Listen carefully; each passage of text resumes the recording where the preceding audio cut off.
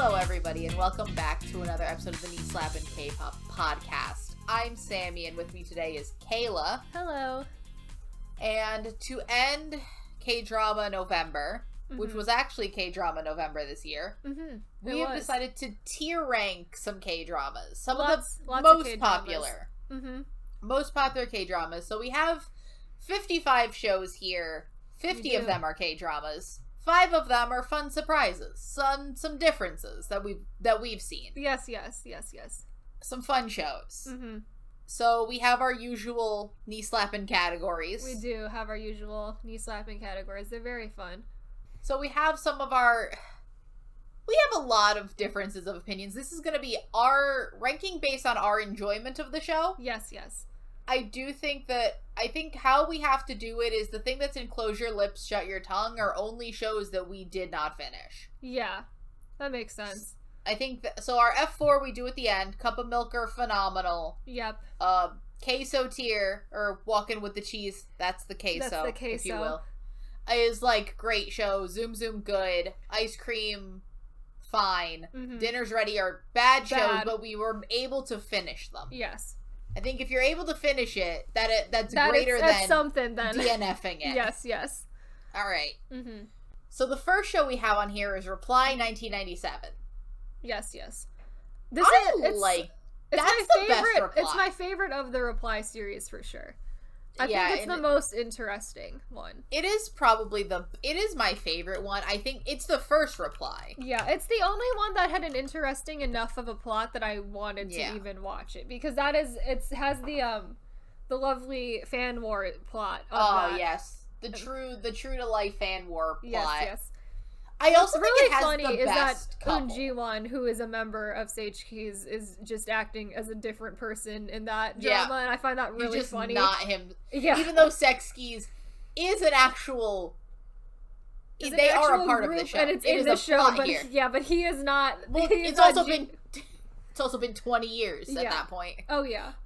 I also do think that this had my favorite couple. Like, the couple in this... The couple is cute, yeah. Eunji and So In-guk, I think, have good chemistry. I think that's really cute. I think they're very sweet. The thing I don't love about it is that the Reply series is always the basis of you're following this girl, and you keep flashing forward to this class reunion or this reunion with all her friends, right? And you don't know who she married because it's between the first male lead and the second male lead. I don't love that the second male lead in this is like the older brother of So In-guk and is also their teacher, I believe. Yeah, that's kind of weird. That's weird. That is the one thing that I did not love about that, because it's like, I know she's gonna go pick So In-guk. Yeah. That is just the fact.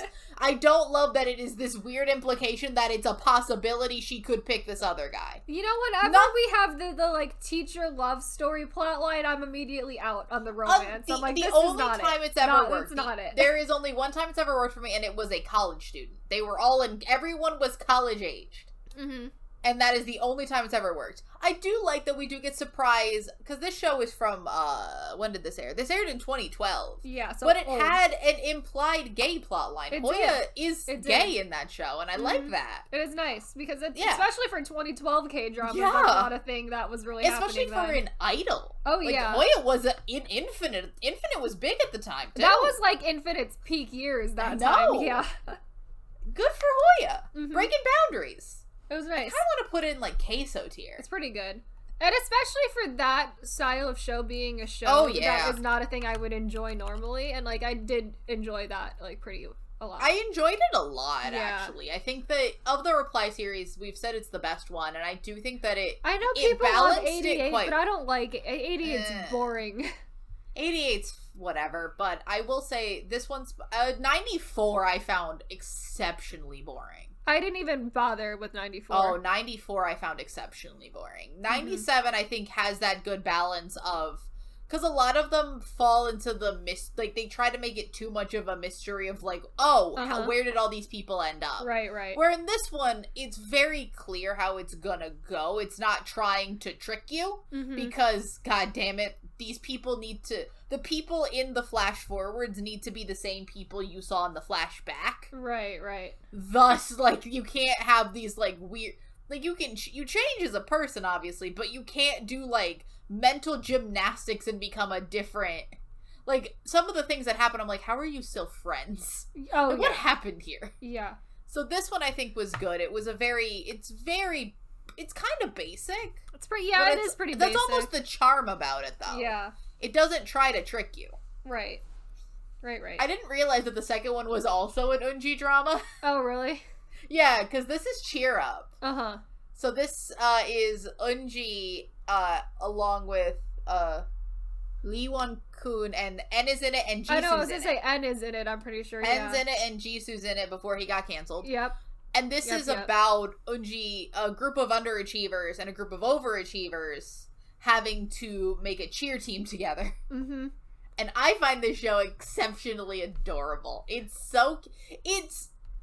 adorable in a way. It also very much deals with parental trauma, because most of these rich kids have extremely abusive parents. Uh-huh. Like, the first episode involves a suicide. Spoilers for all of these shows, everybody. Yeah, spoilers let's just put for that everything. out there immediately. Everything Spoilers immediately. We everything spoiled here, Reply 1997, but this show aired in 2015. I think we're good. Yeah.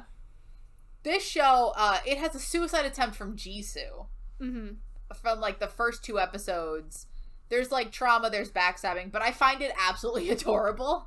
It has a terrible name. It used to be called Cheer Up. Yeah. Now you'll find it mostly called Sassy Go Go, which is a worse title. I hate that a lot. Yeah, because when I was, I haven't watched it, but I was looking into watching it because I saw that N was in it, and I knew it as Cheer Up. And then I think enough time had passed that I kept hearing about Sassy Go Go, and I didn't put together that those were the same show. They're it's very sweet. It's, the one thing I'll give, and the one thing I do love about it, is that there is a love triangle. It never is a real love triangle, and also it's a 2015 show that does not involve a male lead a high school aged male lead that's not a dick. Yeah. That is like... That's actually pretty great. That's a rarity in that time period. Like, that, he we don't have teases an her, asshole. but she teases him right back. Like, great, he's very sweet to her. Mm-hmm. Also, it's very funny. I like the show a lot. I would probably put it on par with Reply. Yeah. It seems good. Next is The King Eternal Monarch, and I fucking hate this show. So The King Eternal Monarch, I think, we've already like pretty extensively complained about this show too, so... I hate this show. It's one of my least favorite shows I've ever seen. I considered watching it, but then I got like live reactions from you watching it, and I'm like, you know what? I think I'm good. I don't think I need to see it. Like, it's fine. Exactly. Because it is so tropey. It's a show from 2012 that feels like it should have been made in, like, 2015. It feels on par with Cheer Up. Only Cheer Up is from the time where these shows should come out. Yeah. This show is not from a time that this show should Lee come out. Min-ho, I think, is also really a big problem. Yeah. So and it's not, I don't necessarily know if I put that on him as an actor, or rather than the types of shows that he does. My thing is, like, I don't know if he can do another type of show. Yeah. He really has been doing... We'll get to more Lee Min-ho dramas that's been doing the same thing. Like, just slight variations on the same character. Like, for his entire career. Yeah, so this show is about it's about a Korean emperor, played by Lee Min-ho, because of course it is, who, like, is now able to interdimensionally or parallel universe travel back and forth between, like, modern day Korea that does not have a monarchy and other Korea where he is the emperor of Korea. Yeah. And also, in the end, the plot twist is time travel. Fuck that.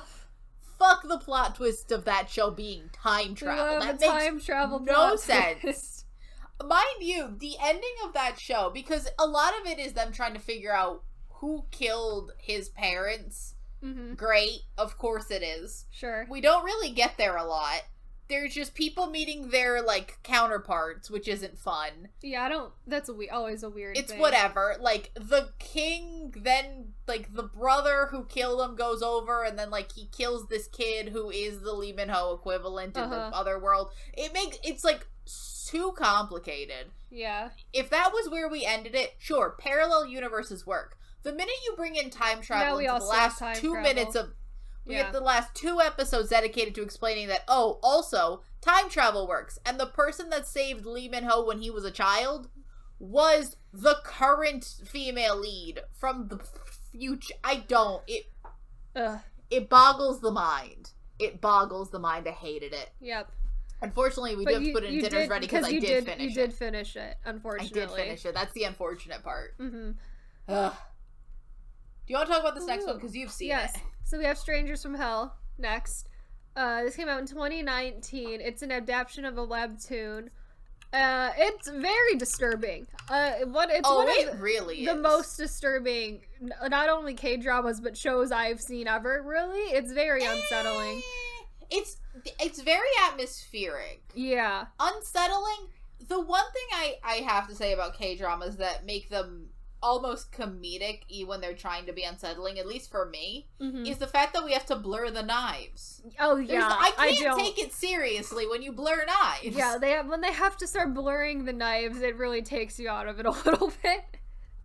I will say this might be one of my favorite Lee Dong-wook roles he's ever done. He's great. He's absolutely great at that. He's like really unsettling. Maybe my favorite Siwon role.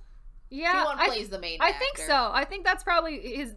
I think it's the only show I've seen him in. But he does a very good job. He does. Mm-hmm. Oh, I think he was in Misang for Dan. That's probably Dan's favorite role of Siwon's. Yeah, I would say probably, yeah. I don't think he's not on this list. We haven't seen enjoy Strangers from Hell ever, so. Nope. I think it's like really also has such a great like supporting cast as well. Oh, the because everyone there is so good at the supporting cast of weirdos that constantly leave you on edge. There's not a moment I'm not so on disturbing. Edge. This supporting cast. Yeah. There is not a moment in this show that when we're in the actual, because the entire show is Siwon's character moves to Seoul. Mm-hmm. He's this poor kid, and the only apartment he can find is in this like very creepy, like shared living complex situation thing. Yeah, where like all the residents are fucking weirdos. Yeah, and like super unsettling at all times. Like there is not a moment of respite. Then you have Lee Dong-wook's character, who's a dentist. Immediately, I don't trust him because he's a dentist. Why is he a dentist? Why is he living in such a shitty place? Number one, but also. Dentist. Maybe the creepiest of doctors. Evil dentist. I mean, that's evil dentist. That's a trope. A common trope. Yeah, that's a trope. It's a dentist. Mm-hmm. I don't trust him. I don't trust anything that happens. And then like the entire ending of that show is like weird. Kind of doesn't make sense, but is also like just fucking creepy. It's so creepy. And I love it. The ending, that's the thing I will say about it is the ending is because it's like because it deals with a multiple personality thing and they clearly don't know how it works, and it's not great. Not that ending. I meant the entire ending fight situation. Oh, the fight. That doesn't make any sense. No, that's also very confusing. The ending confrontation between Siwon and Dong-wook doesn't make any sense. No. But I don't think the show is supposed. Because that also involves elements of he's killed him already, but having a conversation with himself because he's gained him as like a secondary person. It's like a whole thing. But you don't know that. Yeah. But I do like it. I think it's a fun show. Yeah, I don't understand. Like, the plot itself is weird. Yeah. I don't think the show is meant to have a fully coherent plot, because it does just feel like... I think it's just meant to be, like, a little bit unsettling and creepy. It's also, I feel like, told from Siwon's perspective. Mm-hmm. Because, like, he's losing his mind. Yeah. He's entered... Like, it's, like, unreliable narrator type. Yeah, he has just, like, a slow, like, descent into, like, madness over the course of the show. Yeah. I like it. It's fun. Not fun, but also fun. But also fun, you know, it's in a horror movie type way. Yeah, in that horror, if you're very big into horror movies, it kind of feels more like a psychological thriller. Yeah, in that kind of way. Yeah. It's very good. I would say like Zoom. I think it's more style over substance in a way though. It's more of like an experience than it is like you're there for like plot or anything. So up next we have You're Beautiful. Oh, yeah. I hate another show I detest immensely. It's not good. So, You're Beautiful is the I didn't put Coffee Prince on here. Oh, but good. What I will say about Coffee Prince is the only K-drama that has done the trope of girl pretends to be boy, and I don't hate myself. Uh-huh. I actually thought that show was good, and I enjoyed it. Mm-hmm. You're Beautiful. This is like the worst. This is like one of the worst iterations of that. It is the worst iteration of that because there is no reason for it. It is, she's the man in the worst possible way. Yeah. Even with the same plot points, the same reason that they do it in She's the Man. Mm-hmm. So this show was from 2009. It's the most 2009 show I've ever seen. It's so 2000. Yeah, so it is. You know how I said that in Sassy Go-Go we had a male lead that was not a dick? Yeah. This guy is the biggest asshole I've ever seen. Sucks. He's such an asshole. He learns nothing. He's a piece of shit. Park Shin-hye, unpopular opinion, I don't really like anything Park Shin-hye's been in. I don't think she's a good actress. So I'll just put that out there now. I think she's a bad actress. Yeah. I was gonna put Doctors.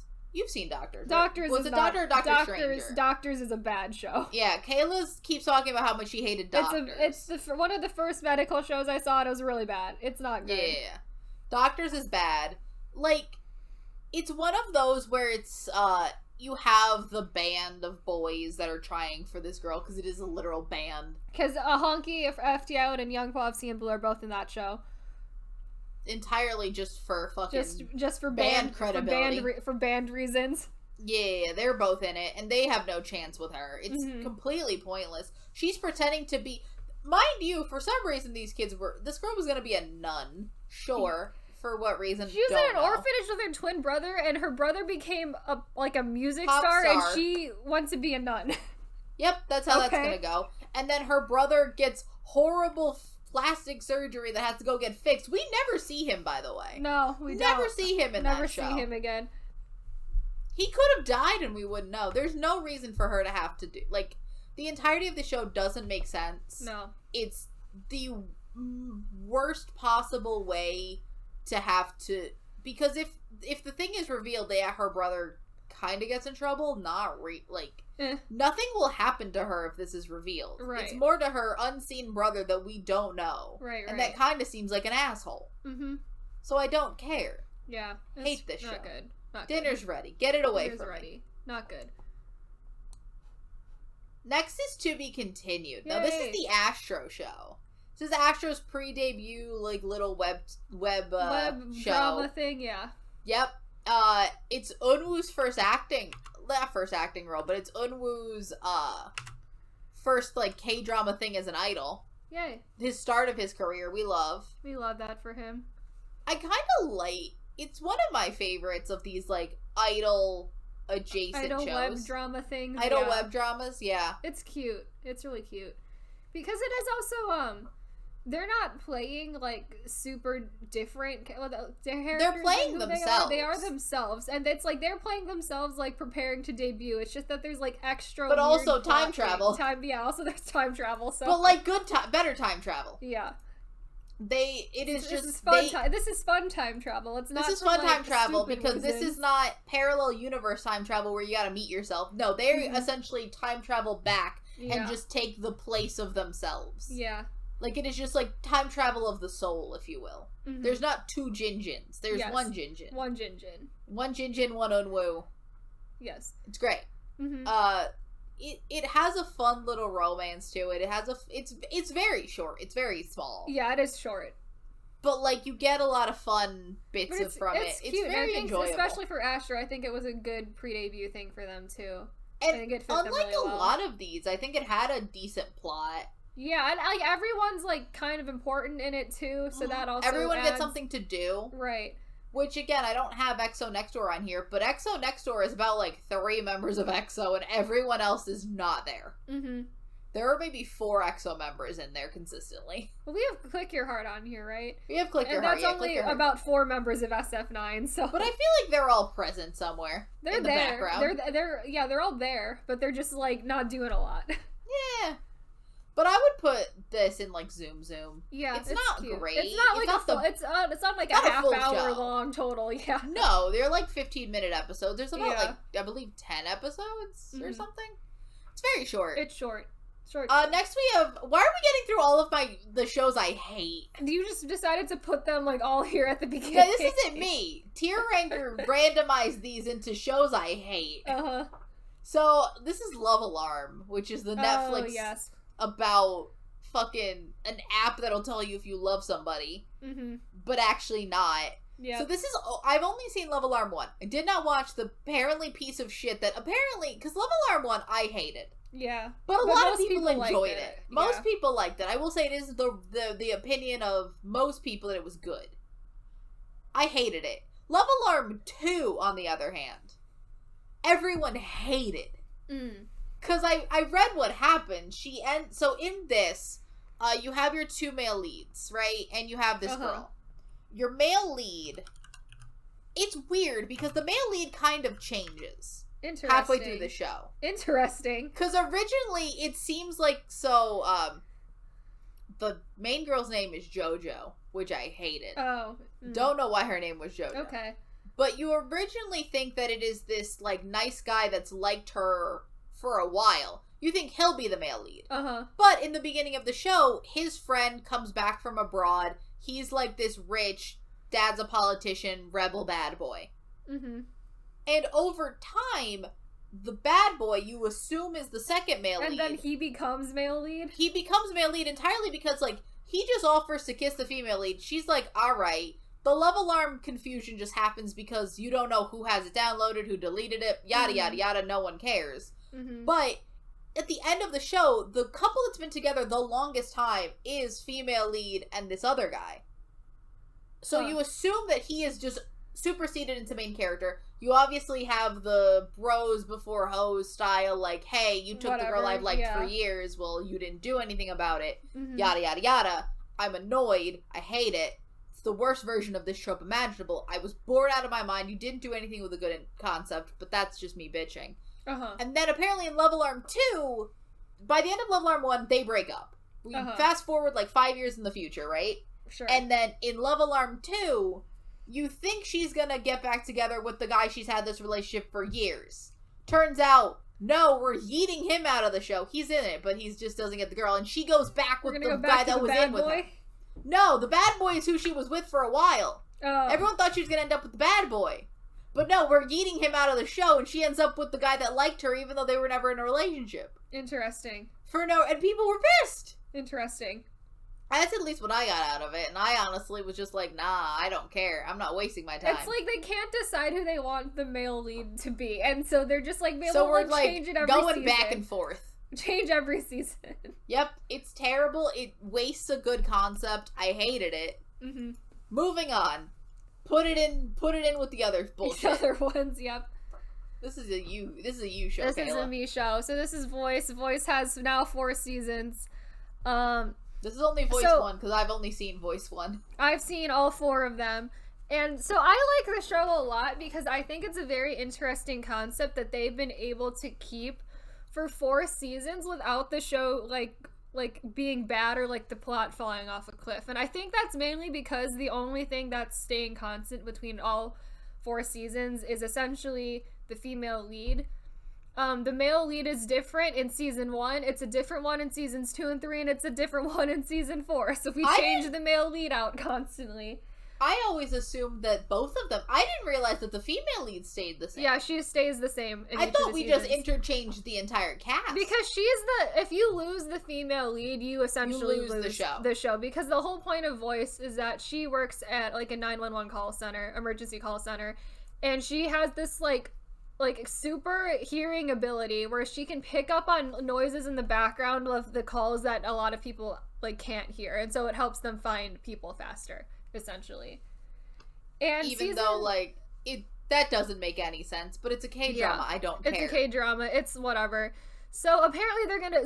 at the end of season 4, they're trying to set up a season 5 where she's finding out why she has that power and stuff, which is... I don't love that idea of it. I'd rather it's just kind of kept mysterious, but that's seasonally what they're doing with season 5. Honestly, it's a K-drama. Just do a heightened reality that this is, like... Because you know the rumor that, like, if you're blind... Because she is blind, right? No.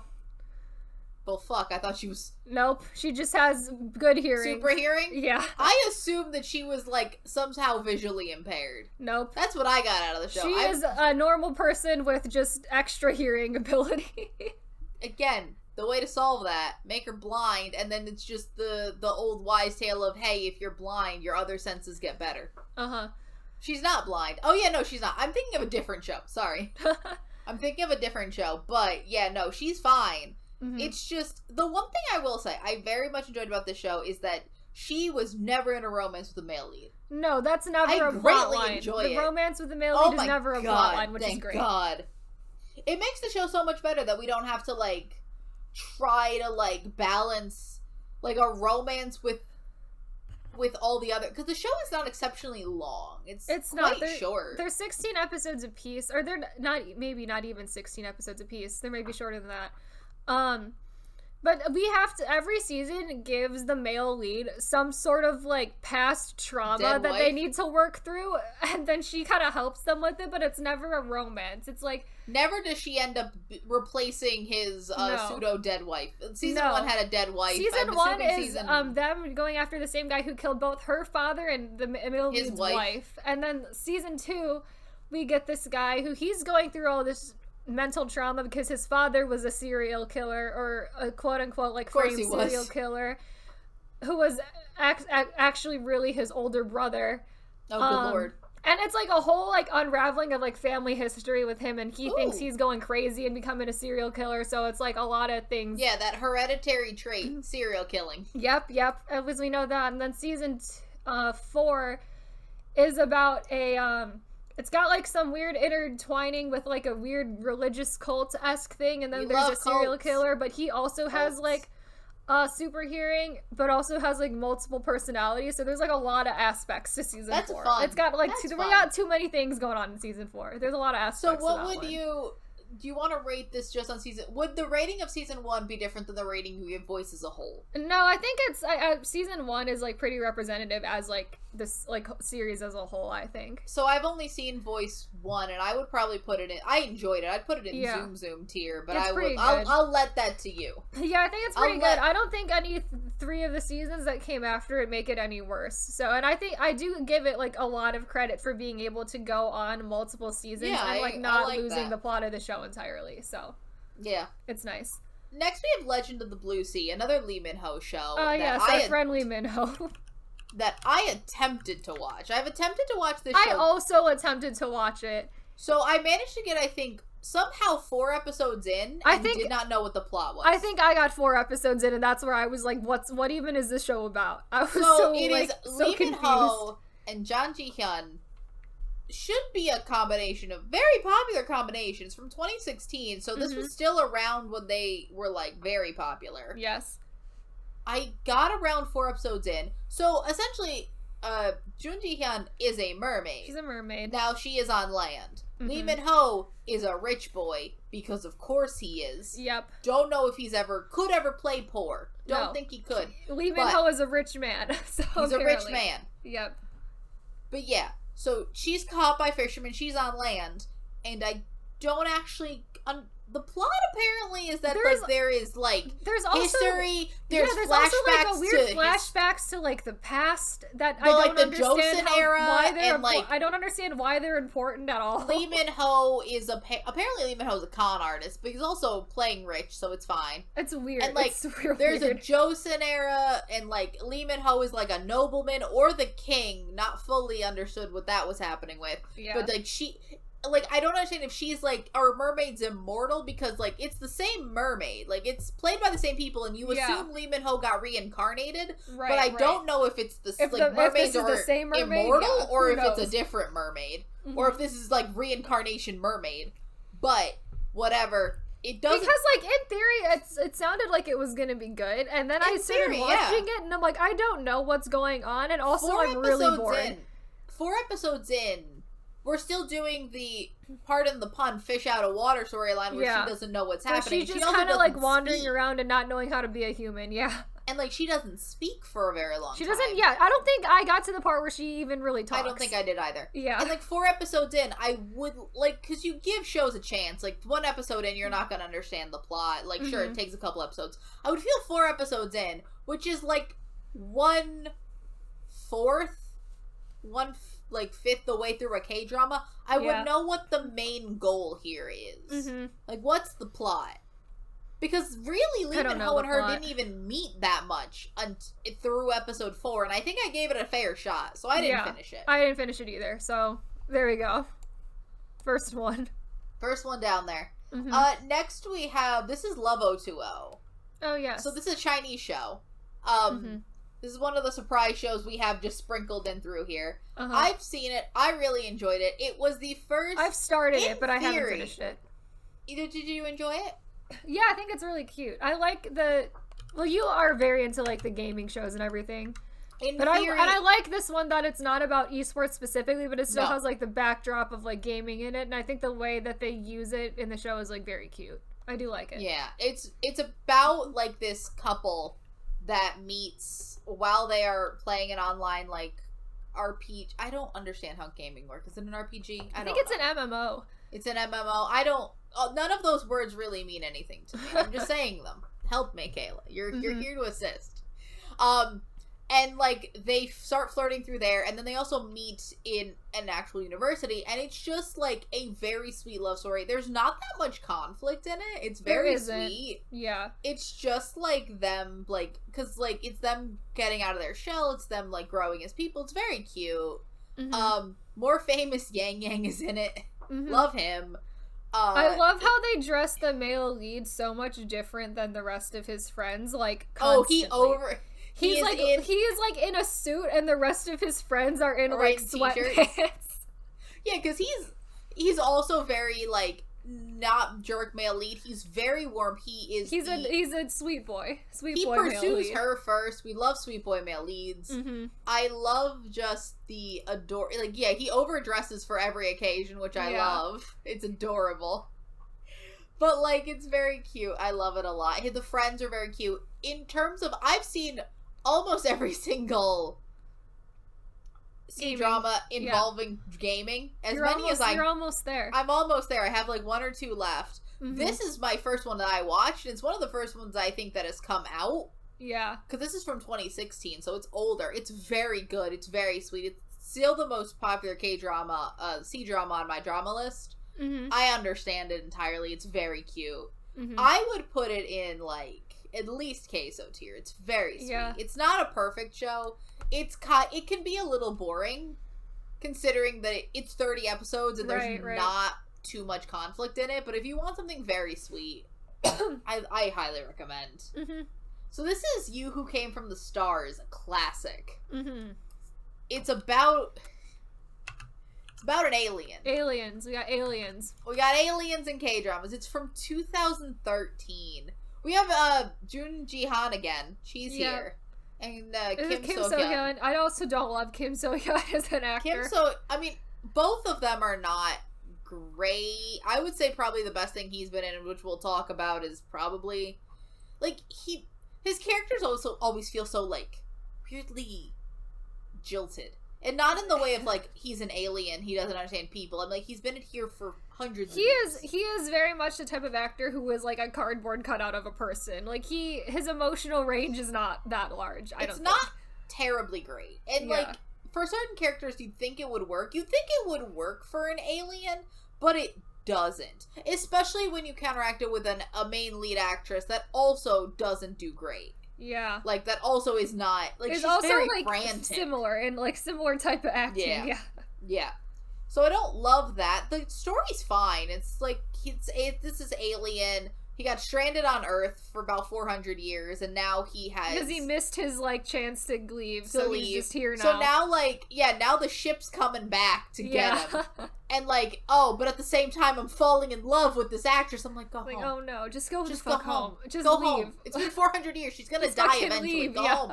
And also, this also involves reincarnation, because he met her originally... 400 years ago when she was a nobleman in like the Joseon era. I think it's Joseon era. We love doing that, apparently. We love doing that twice with her. Twice with the same actress. It's fine. But yeah, they're so jilted for me. Honestly, her little brother is played by Ah Jae-hyun. Oh, love him. He was the best part great. of that show. We love he him. is this like weirdly alien obsessed. Like he's like, they're aliens, they're real, and then he meets the alien. He's like, oh, it's like he's the best part of that show. I found him quite enjoyable, but honestly, it's not terrible. It's just a slog and a bore. It's only like 16 episodes, but it's boring. I'll just put it here. Yeah. So that's Weightlifting Fairy, so I'll leave that to you because that's actually one that I haven't seen. I love Weightlifting Fairy. It's so cute. It's essentially, like, I cannot express how much this show is literally a live action sports anime. Like, that is this show. That is what it is. It is so cute. It's essentially about this girl, Weightlifting Fairy. I don't remember her name at all, but it's in the name of the title of the show. But she goes to like a sports high school, and it's essentially her and her like group of friends like just essentially in how their lives like being at school and essentially attempting to be like pro athletes in their sports. And then the main male lead is a swimmer, and then there's also like a second female lead who is a gymnast at that school. And a lot of it is honestly like the conflict, I'd say, is like pretty low. It's pretty low because it's like it is a sports anime, so like the amount of conflict you'd have and things like that are like pretty low. I think the most we get is like the girls who are in weightlifting like to fight with the girls who are in gymnastics a lot, because which again they just like have like different like ideas about life, because the girls who are in weightlifting like literally just eat food all the time, and then the girls in gymnastics are not allowed to eat anything. Which again is not true for real gymnastics, because that's not how real gymnastics works. Nope, and not at all. It's very funny because it's just like, that seems like two very, when would you meet? Like, they're in different places. Like, if we're not at like this like weird school, like specifically like sports focused school that has all of them together for some reason. The show is so adorable. I just never got a chance. I haven't gotten a chance. It's so adorable. I have too many shows to watch, okay? Also, the dorms they live at this school are hella nice. Like, really? They have super nice dorm rooms at that school. It's almost, the one thing I will say, and this is a thing with K-dramas, Cheer Up also takes place in a boarding school. Very cute, very large dorms. I will say, dorm rooms in C-dramas for college, also extremely nice. I wish we had K-drama dorm rooms. That's when I would have actually dormed in college. Yeah. Because they seem like a prison cell. Also, would like to say, this is another one of the shows that doesn't have, like, a shitty male lead. The male lead is, like, a very much a sweet boy. And it's, like, they, like, start off meeting because he likes to tease her a lot, and so it's kind of that thing, but then they just grow like a really nice, like really cute friendship out of it, and he's just a sweet boy. It's very nice. You can tell that we like sweet male leads, because honestly, I genuinely hate the trope of I'm an asshole, but I'm only not an asshole to you. Then that just means that generally in life you're a dick. Yeah. There is like a weird like second male lead who is like a doctor who she has like a weird like first love crush on, but that doesn't really go anywhere anyway, so it doesn't because he's a doctor and she's in high school. He's a doctor, yeah, and it's like she ends up going to his clinic because he essentially runs like a weight loss clinic. And she goes there just to meet him, but it's like so weird because she wants to be putting on weight because she's a weightlifter and not wanting to lose weight, but she doesn't want to tell him that because being a weightlifter is embarrassing. So it's like a whole like stupid thing about that. But that's like not that important of a plotline to the story. Seems like a side plot. Yeah, it's a very cute show. Adorable, very Kayla. Cute. I love it. It's such a good show. That seems adorable. I'll put it in queso with these guys. Okay. Feel like our cup of milk. I feel like a lot of our cup of milks are like they're down very, here. They're kind of buried. We have like I know where they are. We're just not there yet. There are cup of milks here. We just don't. We're not there yet. I see them. They're there. So this is My Idea's Gangnam Beauty. So it is essentially a Cha Eun-woo drama. We love Eun-woo. He's great. And it's essentially pre-True Beauty. I'm gonna explain the plot. It's gonna sound a lot like True Beauty. It's gonna sound just like a different True Beauty. So essentially, our female lead is going into college, and she was teased when she was a child for being ugly. So she had cosmetic surgery. And now, like, she's pretty in school, but it's, like, essentially a show, essentially, of her figuring out that, like, great, I look pretty, but my mentality is still that of, like, oh, if, one, she's embarrassed that she got plastic surgery, and two, she just wants to, like, one, her dad does not know. So she's trying to keep it a secret from her dad. Oh, interesting. Which, again, your dad has not seen you in months. That's sus. Yeah. He just hasn't seen you have to hide your face from your father. That's really weird, yeah. Yeah. And, like, Eunwoo, like, remembers her from before. It's this very sweet friendship. Eunwoo plays this very cold man with, like, a family history, as usual. That's every role he plays, and I love it. It works so well for him. I think with this is that he's like the perfect person to play that type of role. Oh yeah, look at his face. Yeah. Look at his face. It works perfectly for that. Mm-hmm. And, like, it's her trying to keep it a secret while also just realizing that, hey, I don't look ugly anymore. Let me change my mentality that, like, not everybody thinks that you suck. People can genuinely be nice to you. And I like it now after True Beauty. It just seems like a lesser True Beauty. Yeah. I enjoyed it. It just had a lot of... The messaging was a little bit weird. Like, the whole situation was a little unreal. Like, a little bit of a lot. Because it's like, you never see what she looked like before. And I'm, like, growing concerned because they make it sound like she looked like a fucking monster. Oh, jeez, yeah. Not in that kind of way. It's just like it's very much told from her perspective. And she probably thought she looked hideous. Right, yeah. But, like, I put it probably in Zoom. It's fine. It's cute. I enjoyed it, but it's not... It's got some questionable things about it. It could have things that could be better. Yeah. That's the Penthouse 3. Oh, I the specifically Penthouse 3. changed the Penthouse and the Penthouse 3 separate. Penthouse 1 and 2 are separate. Penthouse 1 and 2 are a separate entity than the Penthouse 3. Penthouse... Do you want to get the Penthouse second row? We can talk about them really quick. Let's just do them together, yeah. So the Penthouse 1 and 2. Yes. Phenomenal. Great Love shows. That.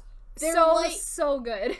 They're, like, in heightened reality, super, like, wealthy, but, like, you're living in a world where you can just give people, like, fucking gold and, like, bribery and murder. It's all fine. Like, it's all it's a less realistic... It's a less realistic, like, Graceful Family or Sky Castle. Yeah, and less it's like realistic, but heightened melodrama. The people are so wild and just, like, so, like, larger than life that it just makes it so entertaining. And it's like, you can't stop watching it because everyone is crazy. In a way, it is, like, the closest thing if you had a high budget, like, Days of Our Lives where you're living in a heightened melodrama world. Where, like, everything is life and death. Someone could get stabbed any minute. It's great. Yes. But also, money can be thrown at the wall. It's fabulous. I loved it. That's a cup of milk right there. Yeah, that is Penthouse 1 and 2, fantastic shows. Absolutely great. Penthouse 3, nonsense. We have garbage. A full episode Penthouse on it. 3 garbage. Is absolute garbage. I hated it. It's terrible. My thing is, like, I want to separate them entirely because, like, if I have to deal with the Penthouse 3 and the Penthouse 1 and 2... Because the Penthouse 3 drags like down... Yeah, because Penthouse 3 drags down the 1 and 2 significantly because it's so bad. It's terrible. I don't want to associate with it. That goes in dinner. Terrible. We finished it. Horrible. We did unfortunately finish it. But we're just, like, we're too far in. It's like, as soon as we finished 1 and 2 and then got a couple episodes into 3, it's like, well, now we're too far in to just stop. And we, like, went through it together. Yeah. We were just like, we have to do this. This is, like, what we're doing, I guess. It's unfortunate, but this is where we are now. Yep. Mm-hmm. So, that is Tempted. Oh, that's that horrible one. That's that bad one with Joy's in it, and then... Woo Do-hwan is in it. Do-hwan is the main lead. He's also in The King Eternal Monarch. Hated that. He's also in Save Me. Good. You know, he's batting some averages here. Most K-drama guys are batting averages recently. Oh, yes. Joy batting very poorly. Bad. Not doing great. So, essentially, Tempted is the Korean version of Dangerous Liaisons, or US knows it more as Cruel Intentions, the 90s movie with Ryan Philippe and what's her face? I don't know. I don't care. Sarah Michelle Gellar. Jesus. Sorry, my brain froze for a minute. But I usually try to give dramas a chance. I try so hard. Because I watched Cruel Intentions probably when I was a little too young. But I thought it was, like, I was like, oh shit. Because essentially Cruel Intentions is all about a rich guy who makes a bet with, in the movie Cruel Intentions, it's his stepsister. I don't remember if it's in the book, it's like another person that they're rich, they have all the money in the world, and they like to fuck with people. Mm-hmm. So he makes a bet that with his friends, that he's gonna seduce a college student until she falls in love with him, and then in the films it's take her virginity because she's like a virgin. Mm-hmm.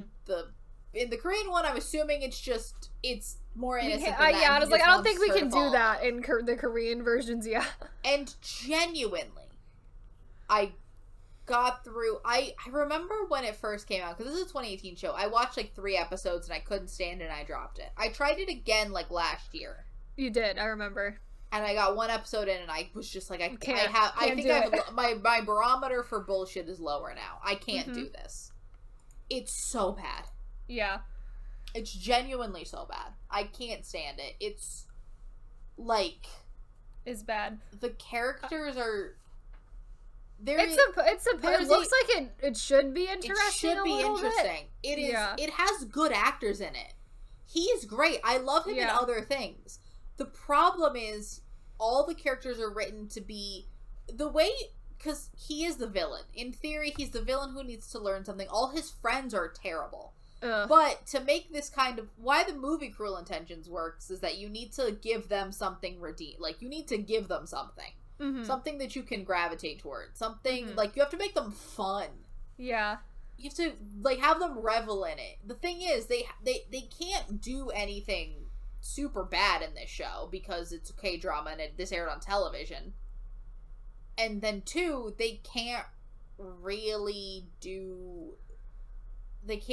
make them too likable, or else the show because then the show out. is the like show that's doesn't work. That's like not then the point. Purpose of the show is lost. Yeah, I think it's a bad concept to do as a K-drama. You either could do it as a Netflix K-drama.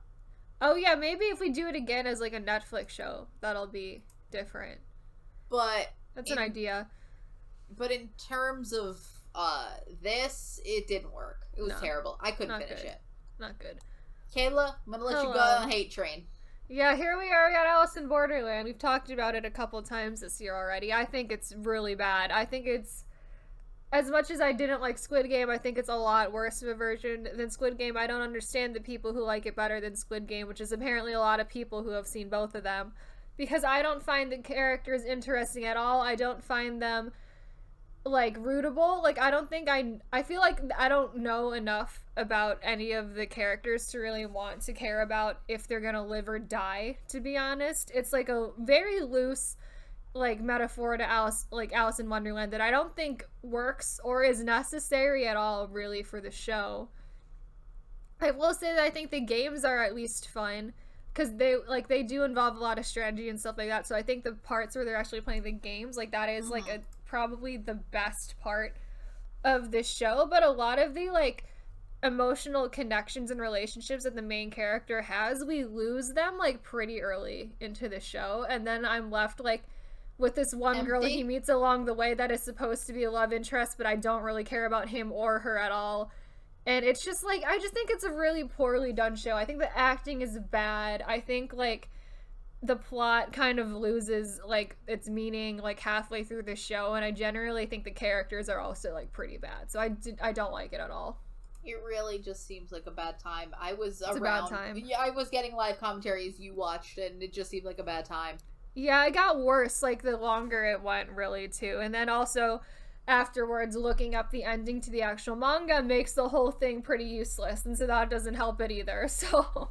So let's just put it down there with the other bullshit. Yeah, it's down here because I unfortunately did finish it. So there we are.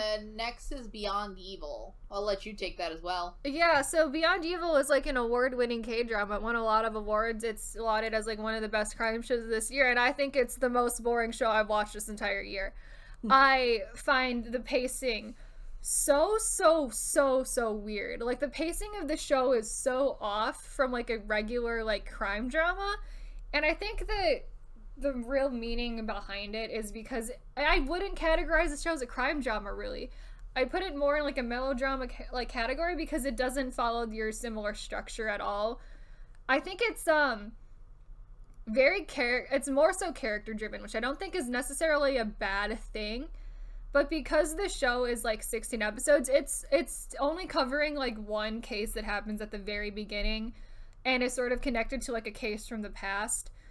But like, we spend the entire show on it, and I just think it's so long and drawn out and so boring. It's so boring. The case itself doesn't go in fun directions. It doesn't. It just kind of goes for a while. It kind of goes nowhere. I don't find that either of the male leads are that good. I don't like the older male lead. I think his acting is fine, but I don't really like it that much, I guess. It's like the way he's portraying the character is just like, I think is a little bit weird. Mm-hmm. The thing that this show does that I think is what is the draw to it for a lot of people is that it's very character driven, so you learn a lot about each of the people who live in like this small town where like this case is taking place in, and all these people who are childhood friends and have all these past relationships. But because everyone is sort of portrayed in like a very suspicious light, and everyone has kind of done like a little bit of things that are like kind of illegal, that is kind of nice, portraying all the characters in like shades of gray, but it takes away like massive amounts from the suspense of the show, because I wouldn't be surprised if any one of them was responsible at the end, because we've already pointed out that everyone is suspicious here. So I don't have any surprise for like big twists in the show anymore, because I'm not surprised, because everyone is like a little bit suspicious. Mm-hmm. And the people it ends up being too is like the most obvious and boring people too. Oh, that like gross. That what takes away from it. It's like this evil like essentially chief of police like politician thing, and I'm like, that was like really a cop out for this. Like, we could have gone in like so much better directions with it either being like his childhood best friends or stuff like that, but no, we went like evil politician, like police political scandal, and it was so boring at the end, and I was just so done with it. I'm like, I don't care, because everything that happened here was just so boring. Mm-hmm. Did not love it. I did unfortunately finish it though, so we gotta put it there. It's gotta go here. Yeah. All right, so that is extracurricular.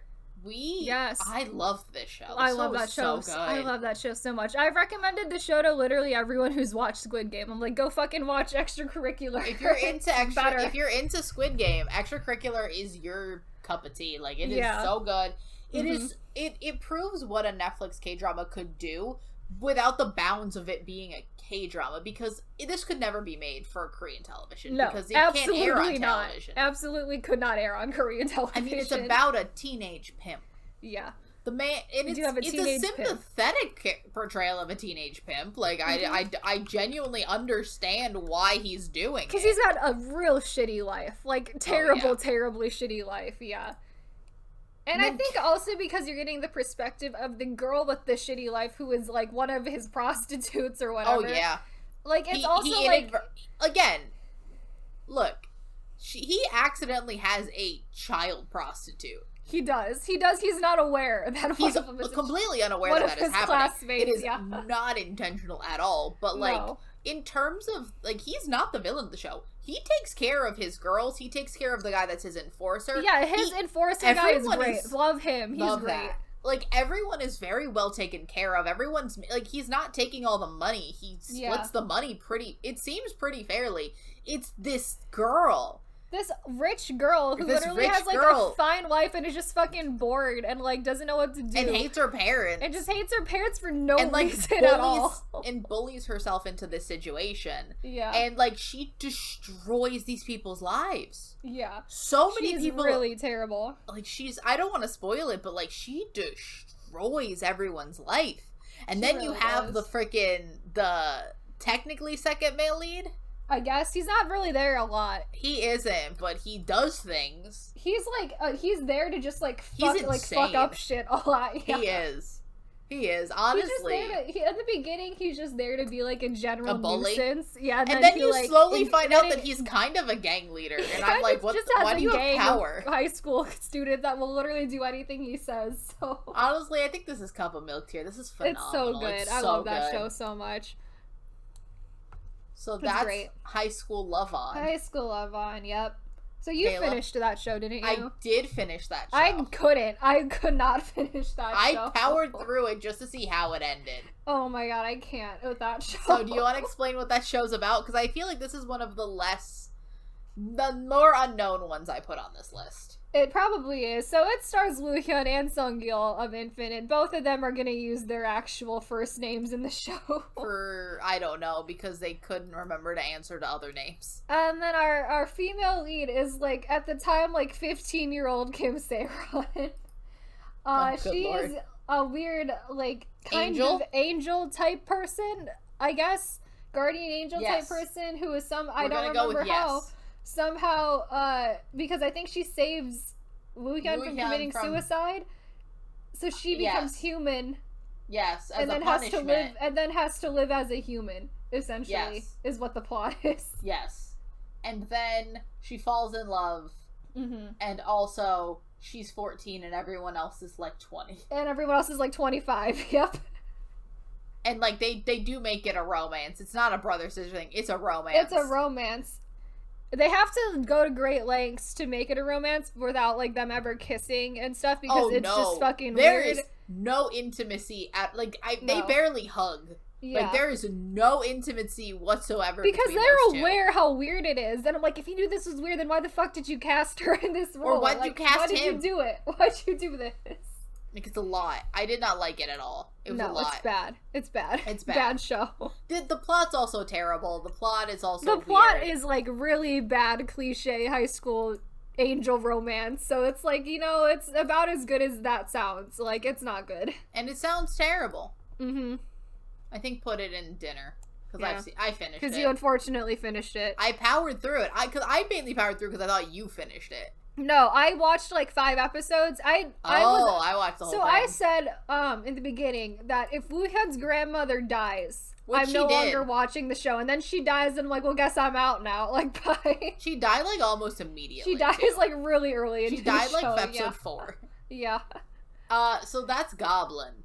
Mm-hmm. We have a controversial opinion on Goblin. We fucking hate Goblin. I think it's bad. I think it's a bad show. I don't think it's as bad as what we have in the terrible tier. No, it's more so just boring, I think. It's very boring. I think it's a lot less good than what people make it out to be. I think that everything except the main romance is good. I like the Goblin's reaction, the Goblin and the Grim Reaper, their interaction. I even like Lee Dong-wook, another good scene.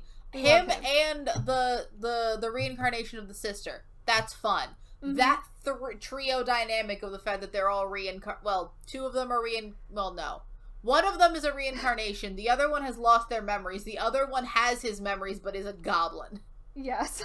I think I got that right. There it is.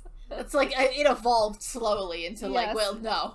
Well, no. But that I also whole think Sungjae's character very funny. He's Grandpa fun. Also very funny. Yeah, the Grandpa's fun. Yeah.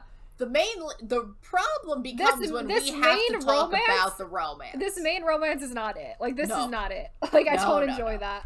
No, I think everything surrounding the main romance is good. The romance is boring. The romance doesn't make any sense. And also this is a romance show, so that's what mainly the show is going to be about. Kind of want to put it in ice cream. Yeah. So this is my favorite comedy of all time. This is What's Wrong with Secretary Kim. I find this show to be adorable. So essentially, have you seen this, Kayla? I have not. So it's Park Min Young and then Park Seo Joon, and essentially Park Seo Joon plays a CEO with the secretary who he has relied on for a very long time. But she eventually is like, hey, I'm getting up there in age. I'm actually going to put in it's not 2 weeks, it's multiple months, but she's like, hey, multiple months. Like, she tells him, hey, I'm gonna quit. So, like, I will stay and train my replacement because this man literally is, like, relying on her. This man is terrible. He cannot remember people's names at parties. He, like, needs her to keep... He's, like, narcissistic. He's very... But, like, they've been very good friends for, like, their families are interconnected. Like, they've been friends for a very long time. But she's gonna resign. Like, she's worked for him for years. Yeah. And, like, they've been friends since they were children. So, That's like, cute. It is, like, him finally coming to the realization of, like, oh, I need her. Yeah. Like, and also I love her. And, like, it's so cute. That's cute. There's, like, this background story of, like, past traumas. Usually they bring in, like, you know, whole situations like that. But, like, the show itself is so adorable. And, like, spoilers, I love any show that ends in a wedding. That's cute. That we get an actual wedding. I like that. You get a wedding. I do love the wedding. So I kind of want to put that in Cup of Milk. It's one of my favorite. It's my favorite. Yeah. It's very funny. And it's funny in, like, an actually funny way and not the usual K-drama funny way where I kind of want to hit my head against a wall. Yeah. Because it's not funny and you're waiting for laughs and I'm not giving them to you. So this is Are You Human 2? This is one of the 2 robot shows I put on this because there's multiple robot shows. Oh, the other robot show is... Oh, right next to Gank Your Heart. Right next to where's Gank Your Heart? Oh. Yeah. Here we go. So Are You Human 2 is about, like, this woman. So she she has created artificial intelligence, essentially, which, yay for her. But also she had a son with, like, this really rich heir. And then, like, so he dies and the family's like, never mind, we're taking your kid. You never get to see him again. Peace out, and then, like, leave her. She moves to Switzerland and then makes a robot version of her child and starts raising that. And then the robot is, like, somehow she, like, stalks her kid so she knows exactly what he looks like. And, like, the kid is raised as a piece of shit. Like, he's a dick. Ugh. And then, like, comes to Switzerland. Someone's trying to kill him from, like, the rich family. And then, so essentially he gets, like, shot and, like, hit by a car and is now in a coma. Interesting. So she sends the robot version of him to Korea to pretend to be him so no one thinks he's dead. Interesting. And, like, the robot's a sweet boy. And then the robot falls in love with this woman who is, like, gonna be a, what's it called? Like, a bodyguard for him. Oh, yeah. And honestly, here's the problem. It's a robot. She ends up with the robot. It's a robot. It's a robot. Honestly, I am able to suspend my disbelief for a lot of things. The man's a robot. He's a robot. He's a robot. It's a robot. It's a robot. I found this show to be way too sappy. Also, in the end, like, the mom, like, turns and tries to destroy this robot. I'm like, but also it's a robot. It's not real. Like, it's a robot. Like, I know it's sweet, but it is a robot. I don't know. I kind of could... Because I can weirdly feel things for, like, ghosts. Even for, like, some robots. This robot, I didn't feel anything for. This robot This robot, I did not feel for. I didn't feel for the robot. I didn't feel a connection with this robot. Yeah. The plot was also, like, really convoluted of, like, who's trying to kill whom. And, like... Oh, boy. I don't know. This woman created artificial intelligence and she can't get her son back? Okay. Okay. Sure. Put it in, I mean, it's not terrible. Ice cream? Ice cream. Ice cream. This is I'm Not a Robot, which is actually quite adorable. Like, it's not great. Because it's not, it's not a robot. She's not a robot. She's it's not in the a title. robot. It's a real person. She's not a robot. Yep. Yeah. So, essentially, it's this woman whose ex-boyfriend makes robots and made this... So, the main male lead... he's the evil dude from the penthouse, right? He is the evil dude from the penthouse, yes. He's the second male lead of this show. And it is very clear that he's kind of a piece of shit. And, like, everyone's, like, aware of it because he makes this humanoid-looking robot in the shape of his ex-girlfriend. Uh-huh. Which is fucked. Is very fucked up. It's fucked. I know, it's fucked. So essentially, the male lead has experienced a vast amount of trauma in his life, and the fun thing is, like, he is supposedly allergic to human touch. And the thing with it is that, like, it's entirely psychological, you know that, but it does manifest physical symptoms. Because the show shows you that it does happen, so I'm like, I understand why he believes that. That's not just him, like, being a weirdo. It does actually manifest some psychological symptoms for him. Like, he gets, like, a life-threatening rash, and he has to wear, like, a monitor, like, if he accidentally, like, he's got, like, they're not epi injections, because it's not, like, a typical allergy, but they're, like, a different type of injection that, like, he has to give himself. But, essentially, he is, like, the CEO of, like, a toy factory, and his parents are dead, because of course they are. Of course we need some dead parents, yep. And, honestly, so, essentially, the robot that he is going to buy from this company gets, like, destroyed. Something happens with the robot that they can't give the robot to him. They need to give the robot to a different company to make more money, but they already promised it to him. So Evil Man from the penthouse gets his ex-girlfriend and is like, hey, can you pretend to be the robot?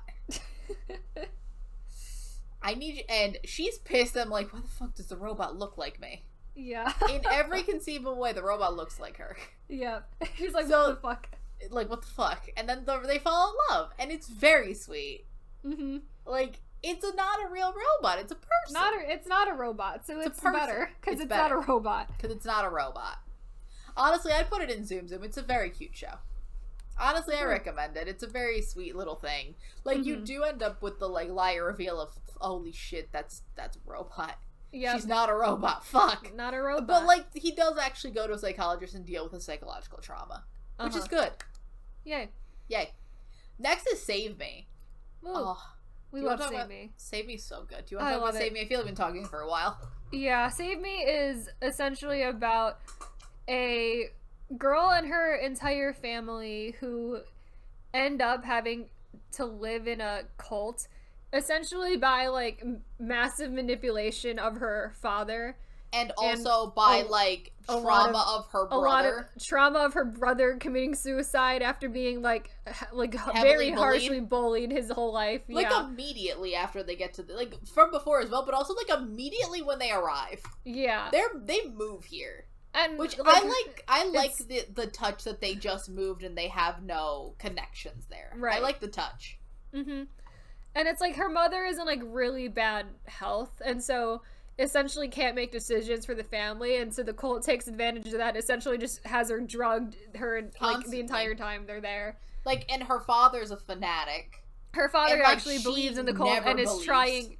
Yeah, he's never leaving and is doing everything in his power to get her to stay and not leave the cult. And then you have, like... You have this, like, group of high school friends, one of whom is college friends, and they start in high school because they meet this girl in high school, and then a couple years pass, they go to college. One of them goes to prison, gets out of prison, and then Taecyeon goes to college, comes back for a little bit. Taecyeon's there. We love Taecyeon. And so they run into her again when she's essentially running away from the cult, and then she essentially, in passing, asks them to save her. And that's where you get that's what they do. They do. And also, they save her from the cult. Woo Do-hwan is the boy that goes to prison. Boy that goes to prisons. So the reason he goes to prison is essentially when the brothers commit suicide by jumping off of the roof. Woo Do-hwan goes there to essentially, like, fight the bullies away. And then Taecyeon doesn't help him because his father's a politician. And he can't get into scandals because it's going to hurt his father's public image. So he doesn't get... And he can't testify in his favor that he was there because they started bullying the girl and her brother first. So he gets sent to prison. But not for that long, and then he comes out in a couple of years and then has to work out with, like, a... And then he's just, like, he's just around now. And then you have, like, I love the way this show handles the cult aspect. The cult is, like, super believable cult, it's too. Such a because you have all of the aspects of a cult. You have, like, the super charismatic leader, who's a weirdo, and also, as you learn from cult, kind of a pedophile. Not a pedophile. She is overage, but like he's a pedophile. This dude is a cult leader. Like this is a typical cult leader. Like he's like a weird old creepy dude. He is like kind of like too caught up in his own bullshit that he like kind of believes it. No, I genuinely think he believes it. He has this like assistant woman who also believes him. Yeah. Gets a little disenfranchised with cult, but believes him. And then you have the other side where you just have this like enforcer schmuck who's there for the money. He's only there for money. He's just kind of like a piece of shit all the time. But, like, the show is super believable. The show, like... It, like, really never, like, really lets up on, like, the drama either. Yeah. Like, it never slows down, really. Mm-hmm. It's, like, good all the way through. Yeah, I really enjoyed that show. It's so... I don't want to, like, spoil anything about it to people that haven't seen it. Like, this is Cup of Milk. It's phenomenal. It's one of my favorite shows. That's a great show. Especially if you like cults and whatever. Like, that is... I cannot recommend that anymore. Honestly, like, it's so good. It's probably one of my favorite fictional depictions of a cult, because like most of the time, other than a documentary, they depict cults like weird. Mm-hmm. This is my favorite fictional depiction of cults, and I will say Save Me 2 is significantly less good, because the cults is like obviously just like a weird like con artist scheme than it is a cult. Mm-hmm. And that makes it a lot less interesting for me. Yeah, that's not as fun. So next we have Moon Lovers, our IU Lee Joon-gi drama. Like a massive ensemble drama. Lee Joon-gi, IU, and half of the Korean male talent. Yeah, so we have our friend Jisoo here. We have Nam Joo-hyuk, who is the male lead in Weightlifting Fairy. He's back. We got Baekhyun from EXO. We have Sohyun from Girls' Generation. Oh, we have there's a lot of people on that Hong Jong-hyun also, he's there too. Yeah, we have so many people in this. Mm-hmm. It's such a massive ensemble cast. It's such a mediocre show for the amount of ensemble cast that it is. Like, I just thought it was fine. It's honestly fine. A little underwhelming, because I feel like the cast's too big, personally. The cast is huge, because this ruler has like 15 sons or something. And we apparently have to meet all of them. Mm-hmm. We don't need to like have them implied sons. No, we need to meet all like 10 of the 15.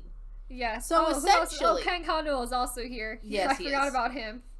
So essentially, this show is about IU. I'm entirely going to go based on character names, because they're such big actors. You're not going to think about the character names. You're going to think about their real names. So IU is this girl from present day who essentially drowns, goes back in time to 1,000 years, and now she's in another person's body, and she's now essentially like a noble woman who's in line for the throne. My thing is, what was the point of her going why did we back need the time travel? The time travel does not add anything. No need for the time travel. Spoilers for this show, if anyone wants to see it. It's from, what, 2016? 17? 2016. 2016, like, if you wanted to watch it, you've had ample time. Yeah. But at the end, we follow this woman from life to death. Yeah. We follow her, not from birth to death, but, like, from her... From her time traveling back to this body to when she dies in the same time period, and then goes back to her normal life. Yeah, we follow... So, like, what was the... Because her being from the present doesn't add anything. It doesn't add anything, because it only is a thing we bring up once in the beginning of the show, and then at the end of the show. She adapts perfectly. She adapts to this time period perfectly. No issues whatsoever. It is such a non-significant aspect to this show. Mm-hmm. It's just so unnecessary. And, like, she falls in love with Lee Joon-gi, who's the bad boy prince, who's cold, wears a mask, and is kind of an asshole. He's essentially the Phantom of the Opera, but, like, in ancient Korea. Yes. He is the Phantom of the Opera, but same style of mask, too. It's, like, full Phantom of the Opera. Mm-hmm. His scar is about as bad as the Phantom of the Opera's. Oh, yeah. Like, oof. And, the end, like, the ending of this show is so weird, because it's, like, she ends up with Jisoo. Also having a child, which is implied to be Lee Joon-gi's, but we never see that reunion where they had sex. Mm-hmm. Because, again, K-dramas, if you need to have sex, have children. Children sometimes just appear in K-dramas, and I'm like, just appear. How? When did you have sex? Yeah. But, like, yeah, she ends up with Jisoo, then dies very early. He is, like, in mourning. I'm like, you really kind of were a dick this whole time. It's fine, whatever. And it's then, like, there's a lot of politics involved because there are so many sons, and the sons all have different mothers. There's a lot of politics involved with, like, who is, like, more in favor with the king and, like, all sorts of things like that. And, like, who's gonna be king, and then there's, like, betrayal, and and then it's also a little bit hard keeping track of who is directly related to who. Yeah, because some of them have have the same mother. Because some of them are full siblings, some of them are half siblings, and it's just, like, it's very confusing. And, like, that's fine. I just find that, like, the show was, like, 20 episodes. Yeah. This is the kind of show that needed the C-drama treatment of being, like, 50 episodes long. This show, like, definitely needed, like, 50 episodes. Very rarely do I tell shows, add more. This show needed This show in particular rushed. Would have helped out if it was, like, twice because, as long like, you have this cast, but, like, you're in there for 20 episodes. People come and die immediately. Like, it's so quick. You don't have time to, like, mourn anybody. Like, everything just sort of happens. It's because like, we're introduced to, like, eight or nine of these princes, and we try to give each one a storyline, but they're not really fleshed out that well at all. And so it's just, like, everything goes very fast, but also it's, like, very confusing, and you're not getting a lot of anything from anyone because there are so many characters we have to focus on. Yeah. Honestly, in terms of this, I honestly feel like you either needed less cast or more episodes. Though you can't have both.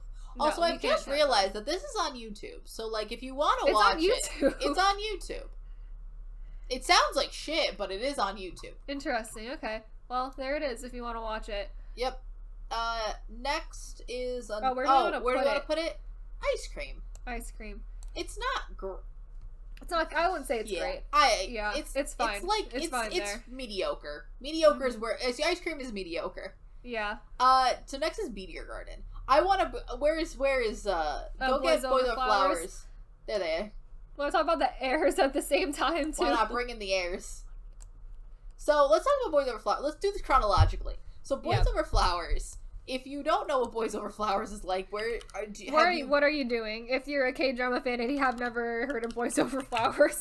So, essentially, Boys Over Flowers is poor girl meets the F4, the namesake of this... The F4, the namesake of our tier. The namesake of our tier. And, essentially, like, she falls in love with the Lee Min-ho character, who is the quintessential dick. Yes. He's such a dick. Terrible. The show's from 2009. It's one of the most 2009 shows It looks like it's from 2009 for sure. It is from, like, it's terrible. Like, it's the reason I don't watch that many shows from like, 2015. It's because I think... It's hard for me to watch shows before 2015. Because, like, the quality is just, like... Because that is before... Because K-dramas, much like K-pop, had a renaissance. Only unlike K-pop, where, like, the sound will change, or maybe, like, a music video, like, the quality of the music won't change. Like, you can still enjoy songs from the 90s, even with the music video quality. The thing with a K-drama is that you're sitting there watching the thing. Yeah. It's like, visuals are half of the battle. Like, if it looks terrible, like, I can't. It's hard. It's real hard, yeah. And then so many of the older shows are so... we really are living in the K-drama renaissance right now, where you're getting so many different kind of shows. You're getting shows that wouldn't have been made previously. Like, Boys Over Flowers was such a common trope that they made it twice, and we're going to talk about the other one. The hairstyling is also a thing garbage. I can't really get over in Boys Over Flowers. It's really just kind of really bad and in your face all the time. Tropey. It's also such a tropey. Like, and this is, like, I think what a lot of people think of when they think of, like, typical K-dramas. You go to Boys Over Flowers. Yeah, and, like, you completely just dismiss it as a concept and you never think about it again. It's not a valid form of media. And, like, you look at the four that we have right now in our top tier. The show was from 2009 as well, so it's, like... It kind of is bad, but, like, also that's what it was in 2009, and we've evolved immensely since then. Like, look at the top 4 shows we have right now in the Cup of Milk tier. Yeah. None of those shows could have... even remotely similar to Boys Over Flowers. Not at all, and they're also different from each other. Yeah. Like, Boys Over Flowers, it's of its time. It's not terrible. I wouldn't say it's terrible. It's hilarious in retrospect. I would watch it as a comedy. It's great. Yeah. But I would say it's ice cream. It's mediocre. Yeah, it's funny to watch just, like, because it's so ridiculous. But is it objectively good? No, not at all. So the heirs, also now really being called inheritors, which I hate. For some reason, I don't know why we need to do that. Because because it's about chaebols. And chaebols are heirs. Inheritors is stupid. It's dumb. It's a really dumb thing that we're doing. Like, so I don't it is like that. essentially similar. It's essentially a very similar story to Boys Over Flowers. We got our boy Lee Min Ho. Lee Min Ho's back playing a rich boy. Park Shin Hye is back. Oof. Park Shin Hye back. But Kim Woo-bin's here. We got our friend Woo-bin. Woo-bin. We got him now. Woo-bin is the highlight of this show. He's great. Woo-bin and what's her name? Like there's Rachel. Oh, what is her name? Ji-won. Oh yeah, both Kim Ji-won, their relationship is great. Their their like step sibling thing is great. But like this show is about Lee Min Ho is this rich guy. He meets this poor girl. They end up like having a relationship. Somehow she gets transferred to their rich school for reasons, and like him and Woo-bin have like a love triangle for her affection, while also these rich girls are being bitches. This is the same plot as Boys Over Flowers, but now Lee Min Ho is not playing as much of a dick. He's still out of touch. Now. He's still super out of... Like, Woo-bin is, like, actively a criminal. Like, the first scene you see Woo-bin, he is actively throwing baseballs at a kid. Like, that's the first scene you see of him in this show. Like, he's actively a criminal. He is a criminal. It's fine. Like, it's fine. It's Woo-bin. I enjoyed it. Like, it's the... Much like how they always say, like, if you read a romance novel, it's... If it has a bad review, that it's toxic. I gotta read more because I need to know if it's the kind of toxic I will tolerate. Because toxicity sometimes in fiction, great. This show also has like a large ensemble cast, but I think it's more of a retrospective ensemble cast because at the time these people weren't nearly as popular as they are now. This show is from 2013, so you have like Lee Min Ho is popular, Park Shin Hye is popular. Woo-bin would have just been coming off school 2013. Has Hyun-sik from Zia in it. Hyun-sik from Zia, who I think... Has Min-hyuk from CN Blue in it. Has Crystal from FX. FX, yeah. And then Kim It has Kim Ji-won. Kang-nul again. Yeah. Like, you have a lot Kim Ji-won, yeah. It's a lot. It's like a lot of good people in it. But, like, it's like a lot before that they were really big. Right. So it's like... I always go back and forth of whether or not I like this more than Boys Over Flowers. Entirely because it's the same basic plot, but I think the ensemble cast is better because you obviously have Woo-bin, you have Park Hyun-suk, you have Kang Min-hyuk, you have this great ensemble cast. But I think the main lead is... Because I think the chemistry Lee Min Ho has with Park Shin Hye is almost non-existent. I don't like their romance at all. That's not the really romance in Boys Over Flowers. I find it's older, but I find it slightly more charming. I in a way I do think that Boys Over Flowers is. I think better? I would make it better. Yeah, because it is a little bit like. It's the same, but it's a little bit less ridiculous. So in a way, it's a little bit more boring. That's what I'm saying. Of just like technically, in an objective standpoint, it's better. It's better. But do I enjoy it more? I enjoy it. No, it's... I enjoy it less. Yeah. I actively would like... Because if I'm going to watch something to laugh at, I've watched Boys Over Flowers multiple times because I've shown it to people because they're like, oh, this is... Because I know people who've seen it when they were kids. Like, people have seen it like when they were younger, and that was sort of the first K-drama they watched, and we've watched it, and we've had a roaring good time. It's hilarious to watch. Oh, it's so stupid, Surprisingly, it's very funny to watch in a group. Very funny. Oh yeah. But I would never put on the airs. No, because it's like why would I watch that when there's like an even more ridiculous version of it? Exactly. I would put it in the same category as Boys Over Flowers into that like ice cream tier. But like it's not nearly as good. No. And then we have an actual good version of the story. We have Meteor Garden. This is the best version of that story. So Meteor Garden. So the thing with Boys Over Flowers, and we're gonna do an episode on this eventually after, like, when eventually the Thai one airs. Yeah, I will watch it. So we can talk about all of the versions of Boys Over Flowers. Well, not all of them, because I refuse to watch the Japanese one, and the Taiwanese one, and the Chinese one from the early 2000s. You don't want to watch the horrible, like, 4 episodes of the American one that they tried to make one time? No. There have been like a dozen versions of this show, if you don't know. Boys Over Flowers is phenomenon. Way too many. This specifically is a 2018 remake of the original Taiwanese one that aired like in the late 90s, early 2000s. And this is a remake of that. It's substantially different than Boys Over Flowers. They're in college. The basic plot beats happen, but it's 50 episodes. It's longer. You get more dynamic there. I love the main cast. It's very fun. Kayla, you've seen a couple. You've seen 2 I have episodes. seen a couple episodes, and it is automatically just so much of a better version of Boys Over Flowers. I think because I think it's longer. There's like more time to like develop the characters. All of the male lead, all 4 members of the F4. Because I know that like you get the main 2.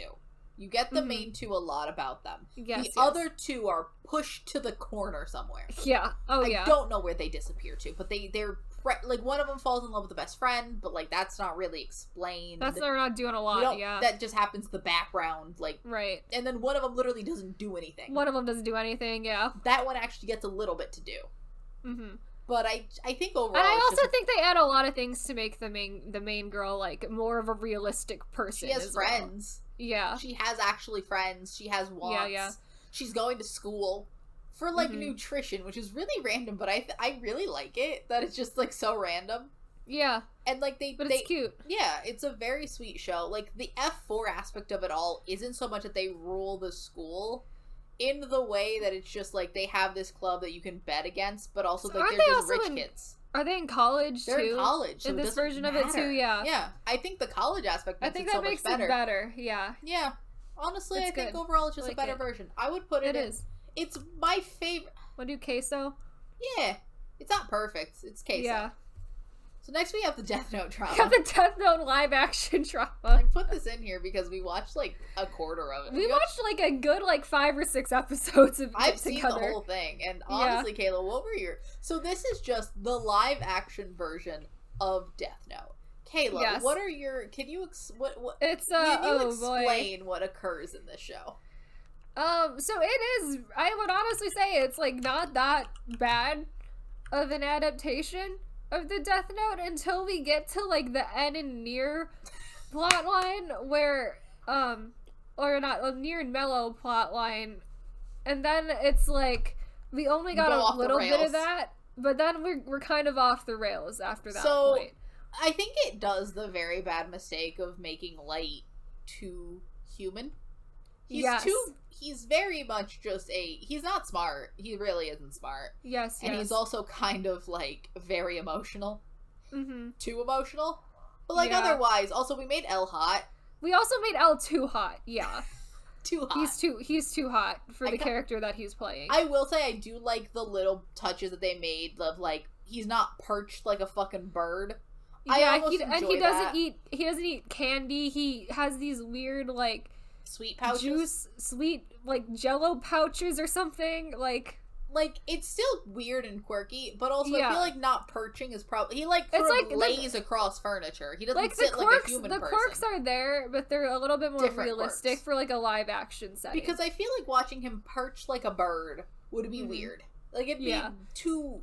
Because one, that actor that seems like a bitch to do for long periods of time. Oh I feel like your ankles would be like killing you by the end. But like I also think Misa's a little bit more interesting because we see a little bit more of her like in the beginning of her like character arc that I think is kind of nice. And so let's get to the Near and Mellow of it all. Yeah. So Near is a character played by a woman, which I am not fully like, because Near and Mellow are both male characters, but they're both played by women. But Near is played by a woman, which is okay. Doesn't bother me, but it just makes me... I'm like, how old... We don't ever get a clear estimation of how old Near's supposed to be. Is it just, like, that thing of, like, a woman playing a young child? Or is... Right. I don't know. I don't know. It's confusing. But Near is a character in this show. Yes. And Mellow is technically a character in the show. Mellow is kind of a character... kind of, not really a character in the show. I mean, we've decided that Mellow is now a puppet that Near just talks to as a second personality. Yep. That's what we're doing. That's what we decided to do with that, and I don't know why. Oh, God. I mean, honestly, a lot of adaptations of Death Note just leave Near and Mellow out of it entirely. Honestly, it would have been fine if we just didn't talk about them. Like, honestly, we don't need them. Just get rid of them. They decided to include them from the... They don't even come in later. They come in, like, episode 2. They come in earlier than they do in the actual, like, manga anime. Yeah. It's great. It's hilarious. It's so and it's ridiculous. like they're both such a late plot like element to the story that honestly like you could cut the Death Note story at like L's death and like it would be fine. Or you can just switch the death. Yeah. And like you'll be fine. Yeah. But it was such a weird creative decision that I don't understand why we needed to do that. Yeah, it's odd. Honestly, it was hilarious though. I had a lot of fun. Funny. It's like very unintentionally funny. Honestly, it might. Like I'll give it is like it is just a funny show to watch. It's Japanese drama. Is it good? No. I don't think any Japanese dramas I've seen have been good. So, but like, did I have a good? Is it the best time I've ever had? Did I have a good time? Yes. It was fun. I had a fun time. I think we gotta put it in ice cream. Yeah, I'll put it in ice cream. Like, it's not good. Yep. So that's just Cheese in the Trap. You've seen more Cheese in the Trap than I have. I couldn't get past episode 1. See, I almost finished it, but I didn't, which means we can put it in closer and shut your tongue. Because the plot is just a disaster. This is another webcomic adaptation, but because this is a webcomic that is still, I'm pretty sure to this day, ongoing, they had to sort of just make up an ending for it of like whatever they decided they wanted.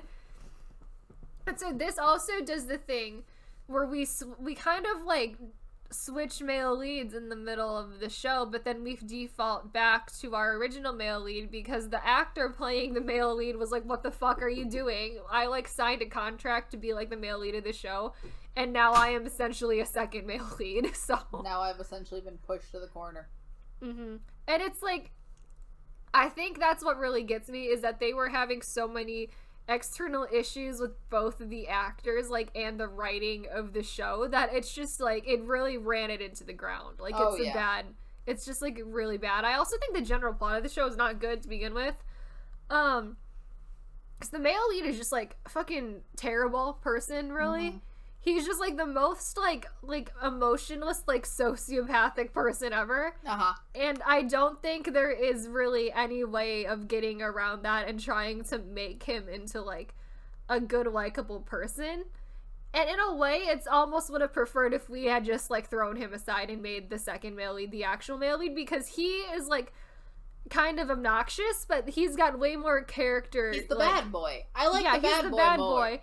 And he's got way more character growth and so much more interesting things about him and more redeeming qualities that he would have made a better male lead. So here's the thing with that is that I could not get, like, he is the reason I could not get past episode 1. I could not stand him.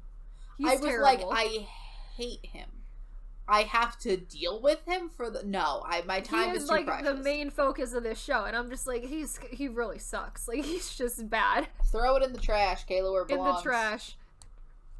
So next we have a personal favorite of the two of us. We have Cinderella and the Four Knights. Yay. I love this show so much. It's so cute. I mean, this is another, like, Boys Over Flower-esque show, too. Well, like, I think it's one of... Because it aired in 2016, so it's, like, to the point where, like, Boys Over Flowers is starting to become aware of itself. Like, you're starting to be able to look at, like, a Boys Over Flower style show and be like, oh, we know what we are. Let's have fun with it. Let's just have fun while we're doing that, yeah. And honestly, like, Park So-dam, I love her. She's great. She's so good. She's such a good actress. Like, she was in Parasite, she was in Beautiful Mind, she's in a lot of good shows. Yeah. Unlike other people, we have, again, we have, Ah Jae-hyun back. Yep. He's also great. Like, there's a lot of... who's the other guy? I don't remember the name of that other guy. Jong Il-woo? Yeah, that's him. That's the main male lead. Yep. And then Lee Jung-shin. He is he's another CN Blue. We have all CN Blue members represented here. Great. He's also great in this. Like, it's very much also the grandpa's great. I love the grandpa. Oh, I do love the grandpa. The grandpa's pretty great. The grandpa's great. So essentially it is this grandpa who... So it's a Cinderella story, you can tell by the title. Mm-hmm. So she meets Ah Jae-hyun essentially like cons her into just him like fucking up his grandpa's wedding and just being an asshole. Just a general asshole. For no reason. Him and Il-woo's character and Jung-shin's character are not brothers. They are cousins. Yes. Their grandpa had 3 sons. Each of those 3 sons had a child, and each of those 3 sons is now dead. Yes. Because reasons. Because of plot reasons. Because apparently this couldn't be them and their father, this had to be them and their grandfather. Yes. Also, our 4th knight is the bodyguard, just so... The butler. The butler bodyguard. He's the butler bodyguard. He is technically the 4th option. Yes. I forget that there's a 4th option. There's a 4th person here. Yeah. So she lives with her stepmother, blah, blah, blah, but then her and... But it's like, her dad is, like, not around, and the stepmother... Well, no, her dad comes back. Her dad's He comes back, but he's terrible. He sucks. No, her dad does... So, essentially, she's been saving up for college, and, like, the inciting incident is that, like, she inadvertently crashes grandpa's wedding with Jaehyun because he's a dick. But terrible. A lovable dick. Love him. Uh-huh. But, so, her dad comes back and is just like, nah, I'm not paying for... Because she goes to visit her mom's, like, urn, and they're gonna take it down because, like, yo, no, we haven't been paid to keep this here. Yeah. And, like, she confronts her dad, and he's like, no, you're not my daughter, fuck you. And also, I'm not going to pay for my wife's urn anymore. We don't care about her. And now she just takes up old grandpa's offer to be like, hey, you want to come, like, deal with my grandkids? They kind of like, suck. Teach them to be better humans, Because, like, she kind of just, like, decks Jaehyun after she finds out, wait a minute. Mm-hmm. I helped you do this? Fuck that, nah. And then she just kind of... So, like, she's there to just make them better people. And she does. She does. There's one problem with this show. Mm-hmm. I wish it would have been her and the second male lead. Second male lead's better. Il-woo is very boring. I don't care.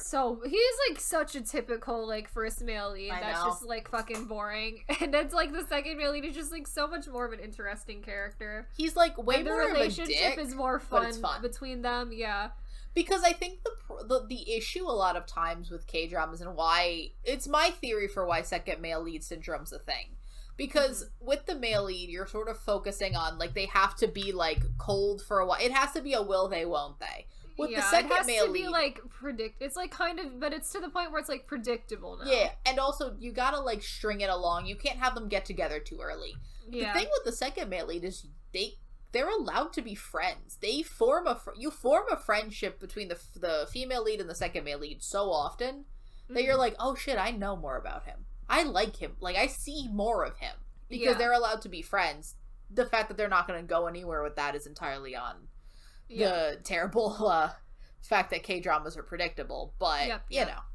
I like the concept.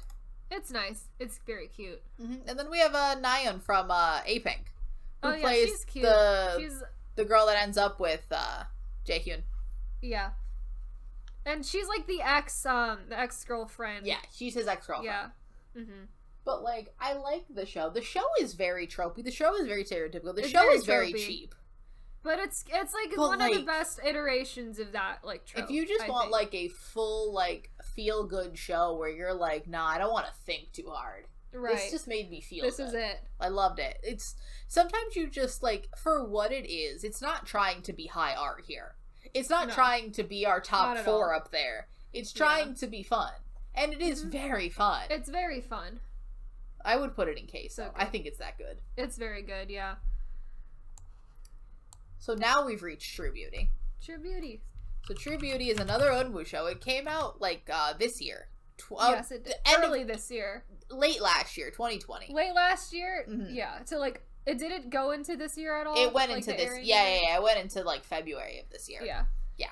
So, Eunwoo plays, again, it's this... Much like My V's Gangnam Beauty, it's similar, except it's just makeup instead of plastic surgery. Exactly. So she learns how to do makeup. She moves with her family from Seoul to, like, this more, like, It's not rural. I think it's just like the suburbs outside of Seoul. It's just a different city, yeah. I don't even think it's a different city. I think it's the suburbs outside of Seoul because you see her old classmates at one point. I think this is just the suburbs. Maybe it's just like a different part of the city or like something. I think they're probably just in the suburbs outside of Seoul, and like she's now not ugly, so she makes friends, and like her and Eunwoo have a past because that's where she used to live when she was a kid, which I think is very cute. And Eunwoo and the second male lead have a past, and Channy's dead. This horrible childhood trauma because Channy jumped off a building. It's not even childhood. It happened like 2 years ago. Yeah, like it wasn't a childhood thing. Like that was a recent occurrence. It's like it just happened. They were friends, and then Channy jumped off a building, and they both blame each other for it. So now they're not friends. Well, no, I think they both blame Eunwoo for it. I think Eunwoo blames himself as well. Eunwoo blames himself, and the other man also blames Eunwoo for it. Honestly, this is one of the funniest K-dramas I've ever seen. It's so funny. Eunwoo, for some reason, I have learned is very good at comedy.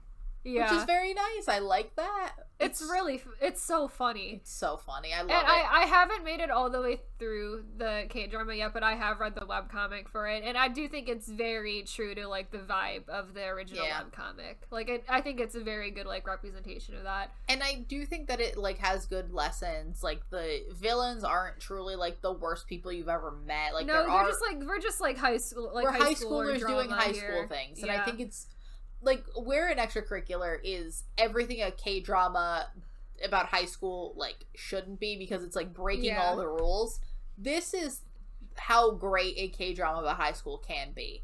It is, like, tropey, it's funny, it's creative, it's very cute. We've weirdly told a better story about the K-pop industry and Channy's backstory than Imitation did in the entirety of that show. Fair. True. It's just true. I would honestly put this in either Queso or Cup of Milk. I think it's very good. It's very good. It's cute. Oh, this is Morum School. Go ahead, Kayla. I'll let you take this. So this show is just so... I don't remember. The plot of this show was a mystery to me while I watched it. I don't even know what the plot of the show is supposed to be. And it's like, it's not even the main problem of the show is the plot, because I also think the acting of the show is not good either. But it's just, the show has no idea what it wants to be. Fair. And it doesn't help by the fact that the drama got cut short 4 episodes during its, like, filming. But I don't think that would help. Hurry up and make the ending. It wouldn't have helped had the show gone on 20 episodes instead of 16, but it definitely did not help the already disaster of a plot that the show was having. Which is, like, your 2, like, male leads. You have Hong Bin of VIX, who is, like, he's, like, a chaebol of some person. Some company, and he's, like, an heir to this company. And then this other kid, I just, like, is, like, is he, like, an idol? I don't remember. Is he, I like, think he's an idol. He's an idol, but he's, like, a piece of shit idol. No, he's an idol. Because he's terrible? I think he's just a dick. He's just a piece of shit. And so, by some reasons that I don't remember, they both end up getting told to enroll in this place called Morum School, which is weirdly a magic school, but weirdly is not a magic school. They can't afford magic.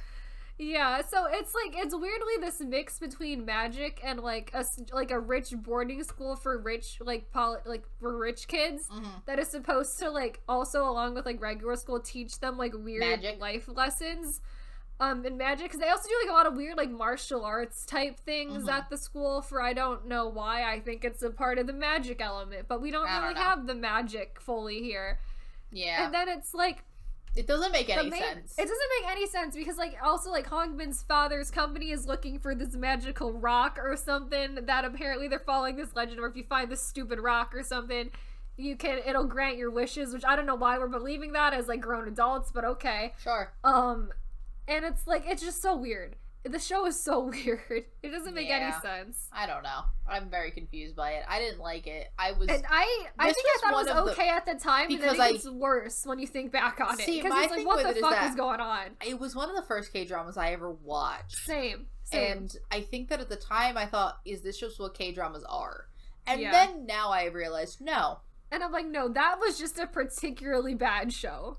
So we're going to put that in Dinner's Ready because we both finished it. Unfortunately, we both did finish it. So next we have Hotel del Luna, another IU show. Mm-hmm. I thought that this was mediocre. Yeah, it's fine. I think it's cute. I think that the set design, the set design is gorgeous. The costuming, great. Great. The theming is great. I was just like way more bored with it than I thought I would be. I wanted like something to happen, and I wanted like a lot more out of it than it actually ended up being. It was episodic. Like you have like the little, like some of there's like dark implications to a lot of things that happen. Like the whole Mina storyline has some weirdly dark implications to it. Yeah. Like, I mean, the male lead gets there because his father like promised his son to him. Yeah. Which is weird. IU has just been the whole IU history, because again we're dealing with not reincarnation, but like she's just a ghost cursed to be in this hotel forever, or not forever, up until like, surprisingly as usual, now. Now is when she gets to ascend, right when she starts to feel human emotion again. Great. But how convenient. Convenience, always. I just found it, like, there were certain parts of it I found really interesting. I found the whole Mina storyline, that 2 episodes was very good. I found, like, some of the PO stuff was very good. Yeah, PO was actually really good. I actually, like, and I found a few of the things with, like, some of the other staff members very good. But, like, the episodic, hey, let's go give these ghosts peace, that was usually bad. Yeah. Most of the time was pretty bad. I wanted, like, more out of it. Because it in theory, I think it should have been better than, like, what it ended up being. And, like, IU is good. And even, what is his name? Is this Yojin-gu? It is Yojin-gu. It is Yojin-gu. Yojin-gu was also pretty good. They have decent chemistry. I just found that, like... It just... They end up in a romance in the end, and I honestly think this shouldn't have been a romance show, because they have very fun sibling energy. They don't... Because, like, she acts like a petulant child who wants money. And he is, like, the more, like, hey, no, I run hotels, I know how this should work. And my thing with that is, like, 1, this isn't a real hotel. 2, where are you getting this money from? And 3, why are you now in love?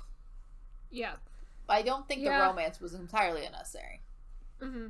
Then you have the weird backstory with her betrayal. That was whatever. Yeah, I don't care. I don't care about it, really. I feel like I should, but I don't. Yeah. The set design absolutely saved the show. Set design is gorgeous. Oh my God. I'll give that. Set design is great. Did you hear about the sequel, possibly with Kim So-hyun? Oh my! I did hear about that. Oh no! I actively don't want it to happen. I don't want that. Nope, don't want it. Please don't make it happen. What do you especially want? Especially not with Kim So-hyun. Nope. Don't want that specifically. So would you like ice cream or Zoom Zoom? I'll go Zoom Zoom. I'll give it the set design at least. The set design brings the costuming also gorgeous. Yes. So now we have Extraordinary You.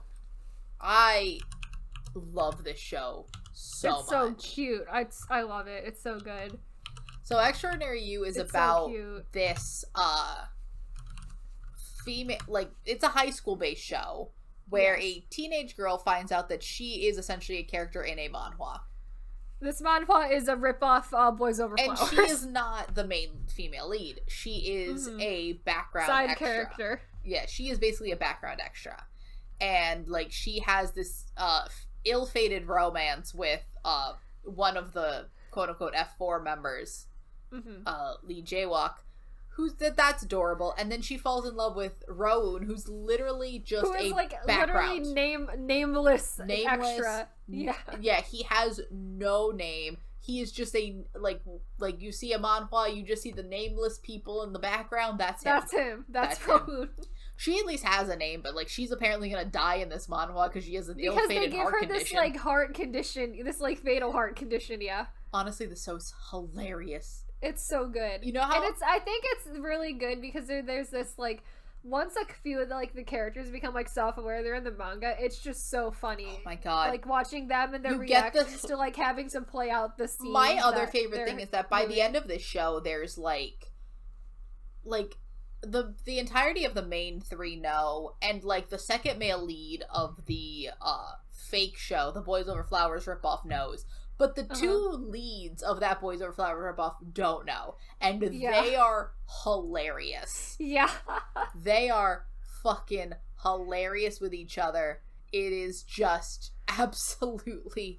Oh, I love it. And they just, like, constantly will tell themselves, like, yeah, like, I'm gonna tell you this now, but you're gonna forget it in, like, 5 seconds, so don't worry about it. And, like, you just see them, like, play out a scene, and then, like, immediately just be like, get the fuck away from me. I know. I love the scene with the second male lead of like the webcomic where he's like crying on the roof playing the violin, and he's like, "Why am I here? I don't like the violin. Why am I crying?" Just because he's the second male lead of Boys Over Flowers. It's so self-aware. It's so funny. It's so heartfelt because like her and Rowoon are like genuinely both really good. So it's the girl from Sky Castle, Kim Hae-yoon. And Rowoon, and like everyone just does so well. Rowoon is playing the character he knows how to play. Nice Our boy. better twin from the Penthouse is here too. Better twin from the Penthouse. Yes. Yeah. He's playing the main lead of the Minho show. character, the Minho equivalent, if you will. He's the Lee Minho. And then we have Nayeon of April playing the female lead. The female lead. What's going on there? Yeah, the fake one. Honestly, I love that background plot just occurring because you'll see them do the tropey bits. Like, there's a ball for no reason. They go to the beach for no reason. Like, you'll just see them do these things and you're like, why are they... have like a that's weird so birthday party. Yeah. Why are we here? That's so unrealistic. And then you remember, they have to act out a manhwa. That's just an excuse. That's a fun excuse to get them into fun places, and it's so funny. And then it's like our Kim Hae-yoon wakes up just in the hospital all the time. I love it. Just like scene changes in the hospital. It's so fun. I honestly think it is such an evolution. Like seeing that in Boys Over Flowers is where you really see the evolution of what a K-drama can be. Oh yeah, because now we've like gone like meta because it's like here's this like obvious like outline of a show that is like one of the founding like dramas K-drama of this entire institutions, thing. if you will. Yeah, and now we've made an entirely new thing on top of it, and it's really nice. I kind of want to put that in Cup of Milk. I think it is a great evolution. I love that show. So this one is one I didn't finish. This is Just Between Lovers. This is a Dan show. This is a Dan show. Yeah. Dan would probably put this in like Cup of Milk F4. He loved it. Yeah. I could watch maybe 4 episodes. So this stars Junho of 2 PM fame. Mm-hmm. Love him. But essentially it is about a bunch of people who were in a mall collapse in Korea when they were young and the psychological trauma they have as adults. I couldn't stand it.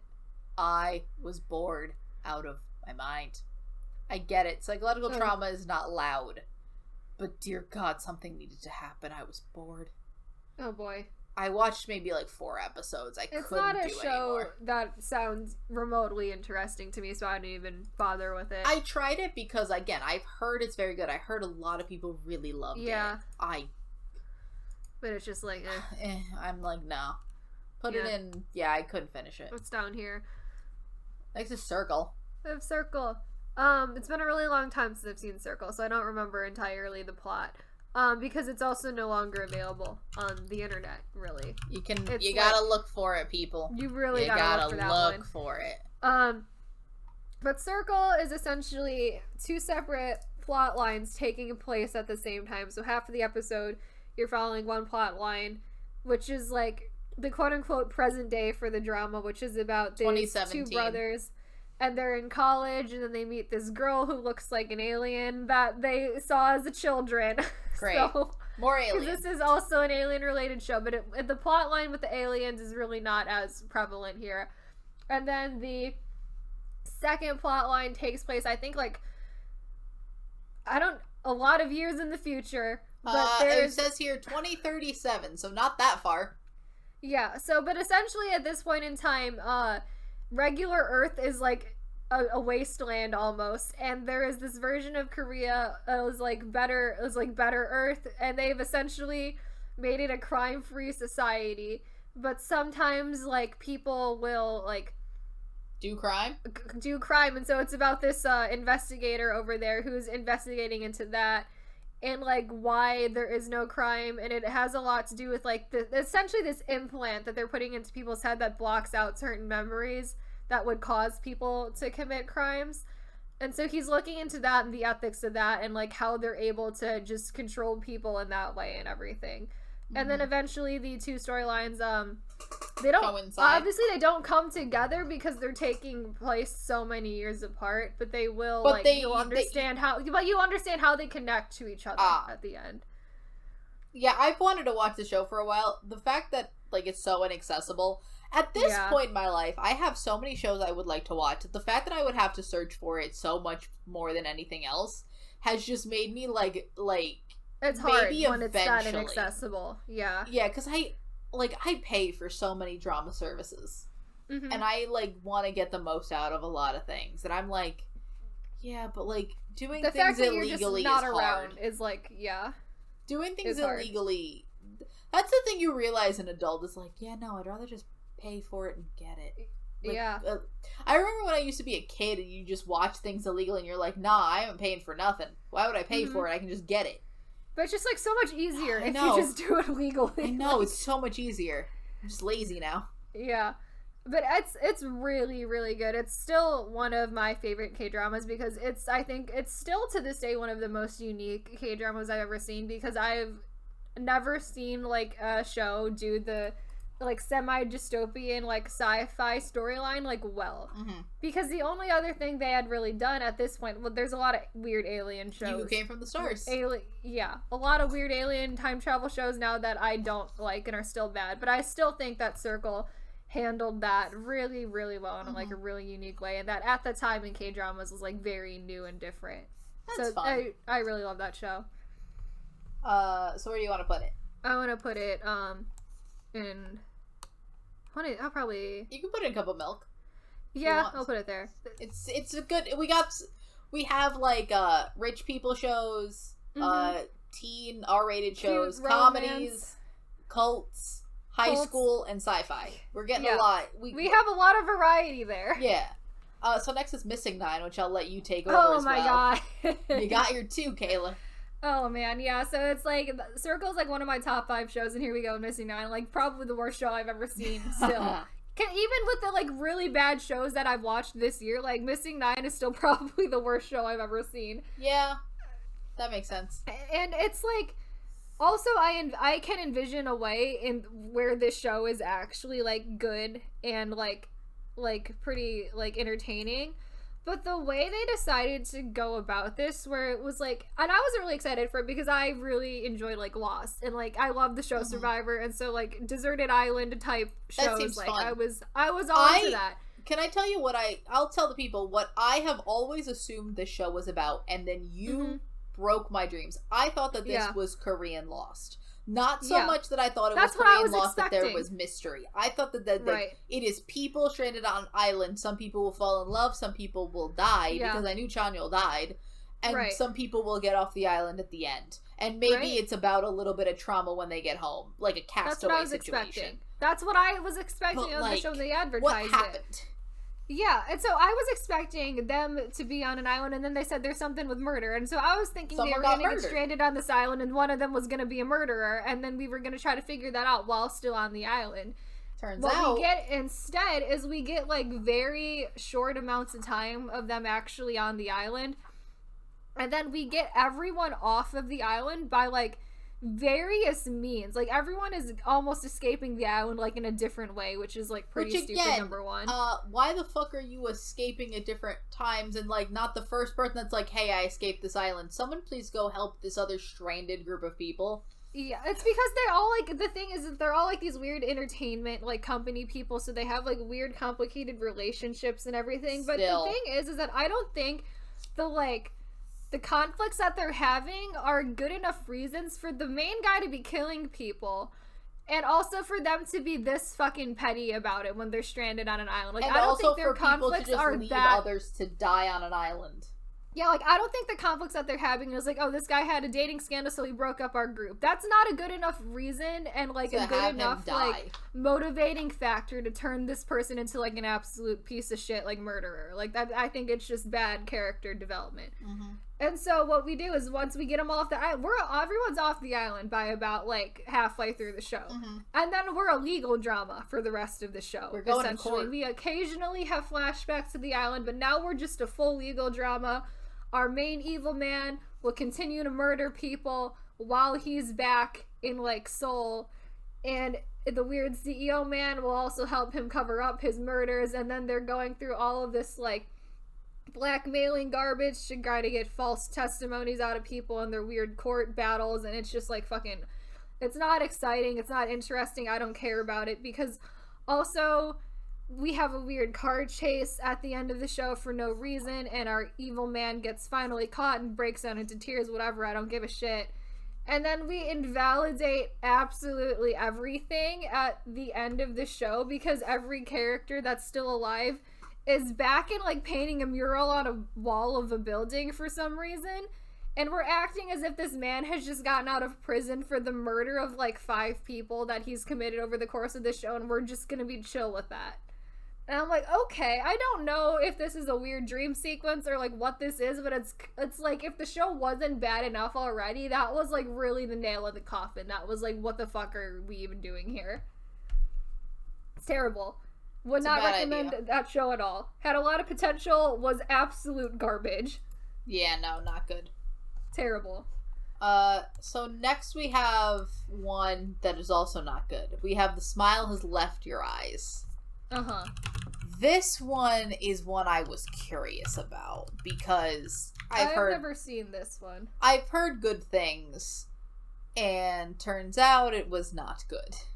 Oh. So it's... I can't. Unfortunately. How do you even describe this show? So... God, I hated it. So you have So In-guk.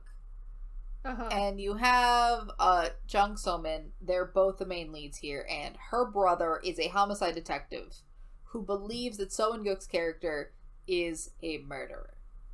Uh-huh. And he thinks he's a sociopath, and he probably is a sociopath, yada yada yada. They fall in love, they grow closer together. Not much happens. He's kind of an asshole. He does get a girl killed. Not on purpose. Yes. But, like, they get involved in rich people drama, and then in the end, turns out the true evil lady makes them think that they're siblings. Uh-huh. And they've already had sex. Oh boy. And then turns out they're not. Okay. But he does kill her. Uh-huh. And then they die. Okay. I felt nothing. Interesting. I just kind of went through it very fast. By the end, I wasn't really watching it. I just want to know how it ended. So I don't know if that counts as finishing it. Probably, I guess. It was bad. Moving on. I can't look at it again. Done with that. Implied incest is not fun. We don't love that as a concept ever, so. I think now we just have a lot of, like, shows we actually have something to say about. We do. We did put a lot of the good shows all at the end for some reason. 2 hours in. I'm sorry. Whoever's still here, you're doing great. You're doing great. And now we're into, like, the really good shows. God damn it, tier ranker, why'd you do this to me? Yep. So now we have Strong Woman Dobyeon Soon. I love this show. Oh, that show's so good. I love it so much. Sweet. It's so fun. Mm-hmm. It's such a fun show. It is like and it's also like very quirky as well. The closest I can describe it is it's just like in a more adult version of Weightlifting Fairy. Yes, it is like if Weightlifting Fairy took place in like a company, and this was like more of like in an office setting instead of like a high school or whatever. And also, there were actually superpowers. Yes, they do. She does have real superpowers. Like when they say strong woman, we mean strong woman. Mm-hmm. She's great. I love her. And we do actually have like a little bit of a backstory as to why she has that. It's because it's like some power that was passed down in like the female bloodline of her family, and because they have it, they always like try to just protect like regular people, which is it's cute. It's very cute. I really enjoy it. I think that the show overall is. I think the main trio is like great. Oh like, god! So the main trio is we have another Jisoo show. Unfortunately, Jisoo is here again. Another Jisoo. Jisoo still playing second male lead. This is before Jisoo. We got second male lead Jisoo again. We have Park Hyun-suk. I love him. I love Park Hyun-suk. He is great. He's super cute in like every single role that he does. I really enjoy him. And in this, he is the sweetest of boys. He's so sweet. So sweet. And then we have Park Bo-young. He hires Park. I also love Park Bo-young. Oh, she's great. She's one of my favorite actresses. I think she's great. Oh yeah, she's been in a bunch of things. Like she's been in like she was in Do About Your Service. Do About Your Service this year, and I loved her in that. Mm-hmm. She's just like really good at playing like really like adorable but like quirky female leads. Yeah, she's absolutely great. I love her. Mm-hmm. And like she is the titular. So Hyun-sik hires her to be his bodyguard because none of that toxic masculinity like, here. Is gonna like kill him, and he's also kind of correct. He's getting like mysterious letters from people. Yeah, he's kind of right though. He's a little bit right. Yeah. And, like, Jisoo's a cop that's just also trying to investigate because there's also, like, kidnappings going on around the neighborhood. And it's just, overall, just such a fun show. I loved it so much. It's really great. I love it. Oh. It's great. It's great. Where do you want to put it? Can I put it in a cup of milk? I think it's cup of milk worthy. It's so good. Yeah. Now we have the Uncanny Counter. Uncanny Counter. I liked it. It's very good. It's very emotional. I did get emotional at it. It is a really emotional show. In a way that I did not think I was going to get with this show. I didn't think I was in it either, but I cried a lot during that show. Oh yeah. Personally, I think that it was quite good. I don't think it's like top tier K-drama for me. I think it's still. I wouldn't. It's a good show, but it's not like one of the best that I've ever seen. No. I would say. I think overall, like, the plot line, the interpersonal connections are good. I like those are really good. The plot lines of, like, the counters with each other and then the counters with the weird spirit things. The weird spirit friend helper. I don't know what their actual, that's whatever those people are. Yeah. That's cute. They're very good. And then, like, the interconnection of, like, Sejong was really good. It was it's a different character than I've seen her play. Like, she's great. Like, the male lead and, like, his friends is, like, really cute. Even, like, the whole bully situation. I found, like, the arc. Oh, he's actually great. The one kid who's the bully has, like, a really good storyline over the course of the show. Yeah. So, like, honestly, I think that this entire show was really well done. I'm interested to see what they do into season 2 because they kind of, like... close the book on it. Like, if it never continued, I wouldn't be upset because they didn't leave all the questions that were asked in the beginning of like the what happened, his parents dying, all of that were answered. Right. We answered all of and that. And also, I'm a sucker for anything with Alzheimer's. Oh yeah. I cried a lot with Grandma and Grandpa. They're great. Mm-hmm. But it is, and it's like, I guess I kind of knew that it could get emotional just based on, like, the actual concept of the show, but the vibe of it was, like, originally, like, I didn't think it was gonna get as, like, emotional as it did, especially towards the end and everything. It was, like, I cried a lot. It was, like, I will give it that it does have, like, very large emotional impact during a lot of those scenes. Yeah, and not that I didn't think it would. It just is, like, a lot of these K-dramas, especially, the ones that are more, action-oriented, they kind of skimp on the emotion. Because, like, they don't really need to have, like, super emotional moments. You're just gonna be there. The action will just you focus on the action, then the emotional scenes are just kind of like in the middle. You're not getting much out of it. This show, I think, balanced it so well. Oh yeah, for sure. Did a really good job with that. I think I'd put that in queso tier. I think it's very good. Yeah, I'd go queso tier for that. Now we have Vincenzo. Our original evil PowerPoint. Thing is, Taecyeon's so good. Like, I feel bad putting it really that low. So Vincenzo, Taecyeon is great, but Taecyeon can't save the entire show. As much as he tries, he can't. He's really trying. He's trying so hard. So, Song Joong-ki plays Vincenzo, a Korean who was adopted by an Italian mafia family who has now returned to Korea to go get some gold that is underneath an apartment building. that Taecyeon is trying to also have, and is a pharmaceutical representative. He's a consigliere, so Song Joong-ki is a lawyer. He's not really a mafia man, he's a lawyer. He's a mafia lawyer. He's a mafia lawyer. Song Joong-ki also just won an award for his performance in Vincenzo. Shouldn't have. No, he Absolutely should not have. I don't agree. I disagree with the committee. He is the worst part of that show. He is not good. The entire show is just very much not good. We have a whole episode about how bad this show is. We do. Like, it is a bad show. Taecyeon does great.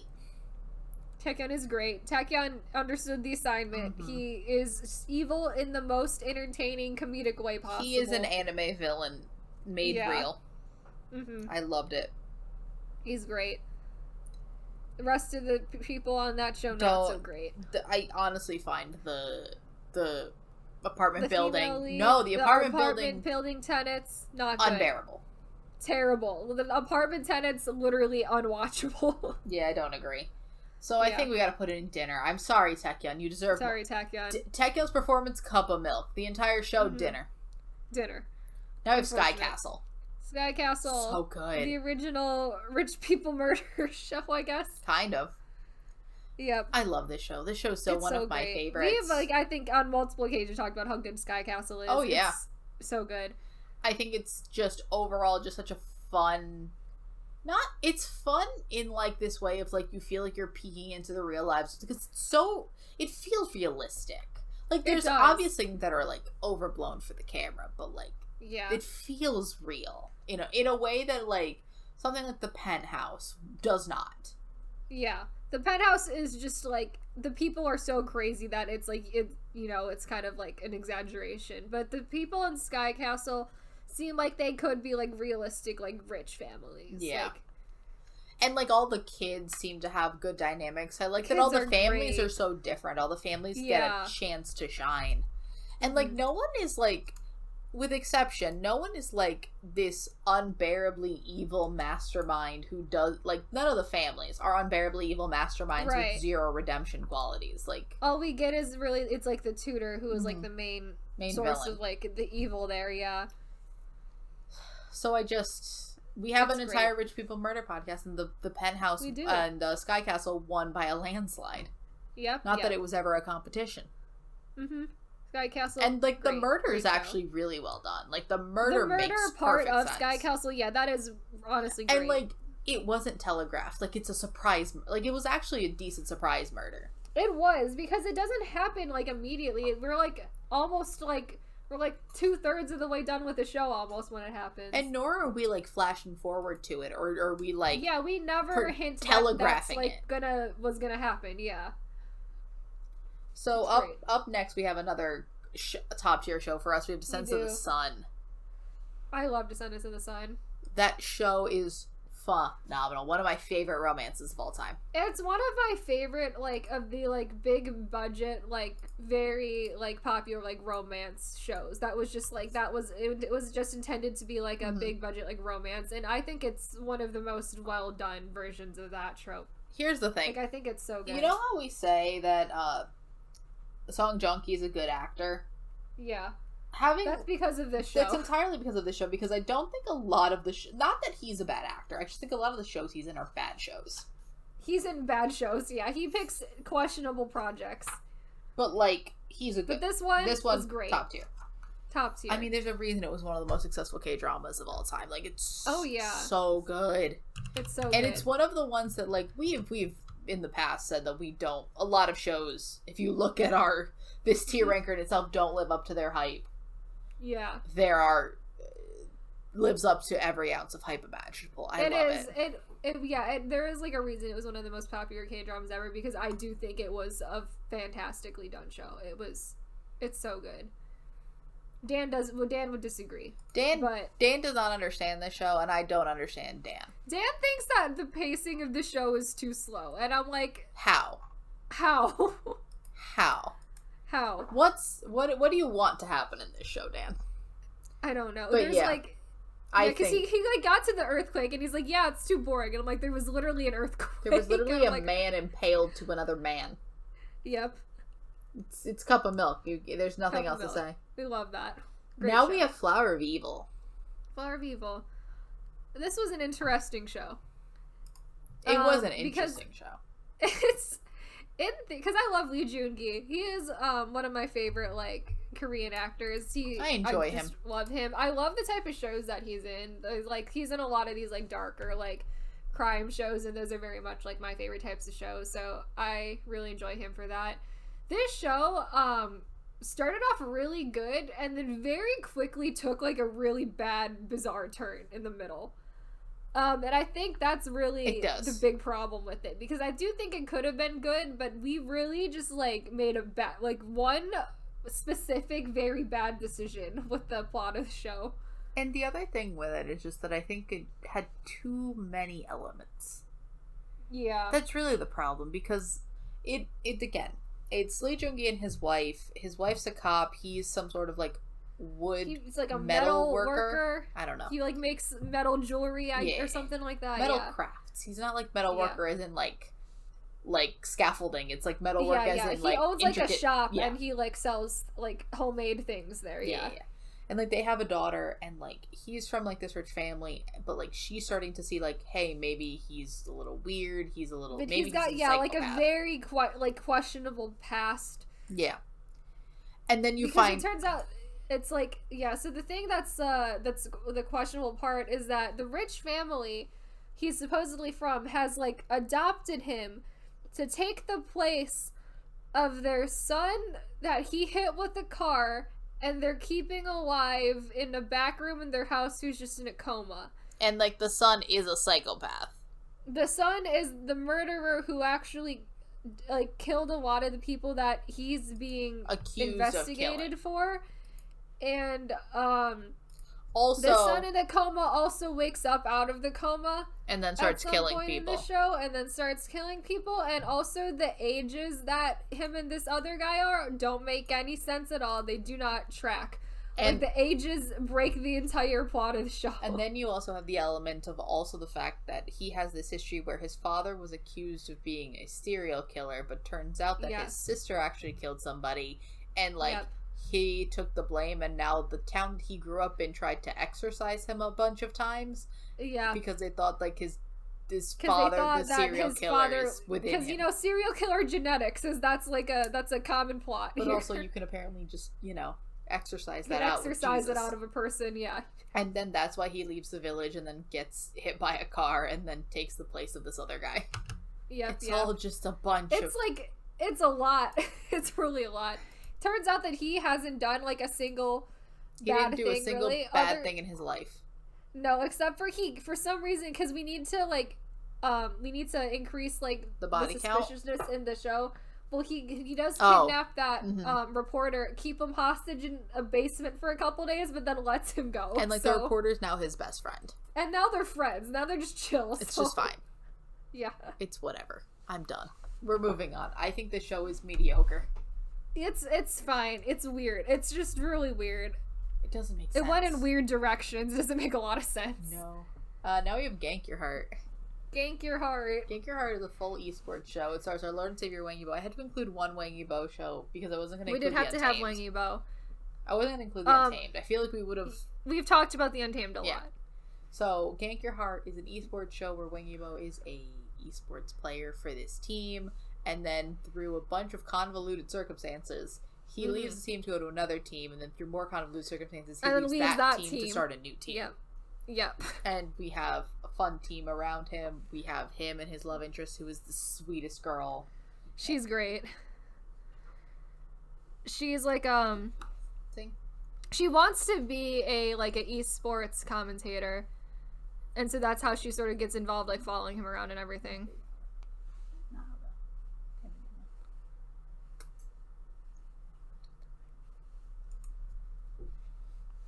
Yeah, it's a lot. It's a fun show. The show's plot goes off the rails halfway through. The show's plot is not objectively good. It goes in circles a lot. It does. We do a lot of things that I think are pretty unnecessary. Like, we didn't need to have that him and the other male lead like switch teams. No. And just to go make another team eventually. Because, like, you get a lot from the intro. And you get the entire plot from the intro, much like a lot of C-dramas. The problem... They build up this new team that they build a lot in the intro that happens in, like, the last 5 episodes of the show. Yeah, it doesn't happen for a very long time. It's confusing why that's the real... Because it feels like that should have been the main plot line, but we really, like, just rush it at the end. And really, it just seems like making that team was very easy. Like, it happened in, like, an episode. Yeah. Like, we didn't have, like, it seems like there were minor struggles in putting that team together. There was just like, no, we just got our friends. Like, nothing bad happened. We didn't have to convince anybody. Everybody just wanted to be here. It's like, because he buys out the contract of his best friend and gets him there, and then the other guy follows him there because he just wants to play with him because he's a sweet boy. He's a tall, sweet boy. He just wants friends. And then we get the old guy, the quote-unquote old guy who was a pro gamer, who is, like, theoretically too old to be a pro gamer now, but is still good. And then we also get the main lead, the main female lead's brother in on it. Because they just somehow can, because he gets hit by a car and he can't do actual sports anymore, so he goes to esports, and so now here he is. Yay. Great, top tier solutions were needed. The show doesn't make much sense, and, like, I enjoy it because it's how funny it is, and we love our second It is entertaining. I do enjoy the characters a lot. I think that's what really, brings it up for me. I think it's, like, Zoom tier, though. I don't think it's phenomenal. Yeah. I think it's very good, though. Objectively, the plot is not good, but I do think it's just fun. I think the characters make it... Like, objectively, the plot probably puts it in ice cream, but the characters bring it up. Yeah, but the characters bring it up, for sure. So that is, While You Were Sleeping. Oh, okay. Have you seen While You Were Sleeping? I have not. So While You Were Sleeping, the K-drama, is about Susie. Do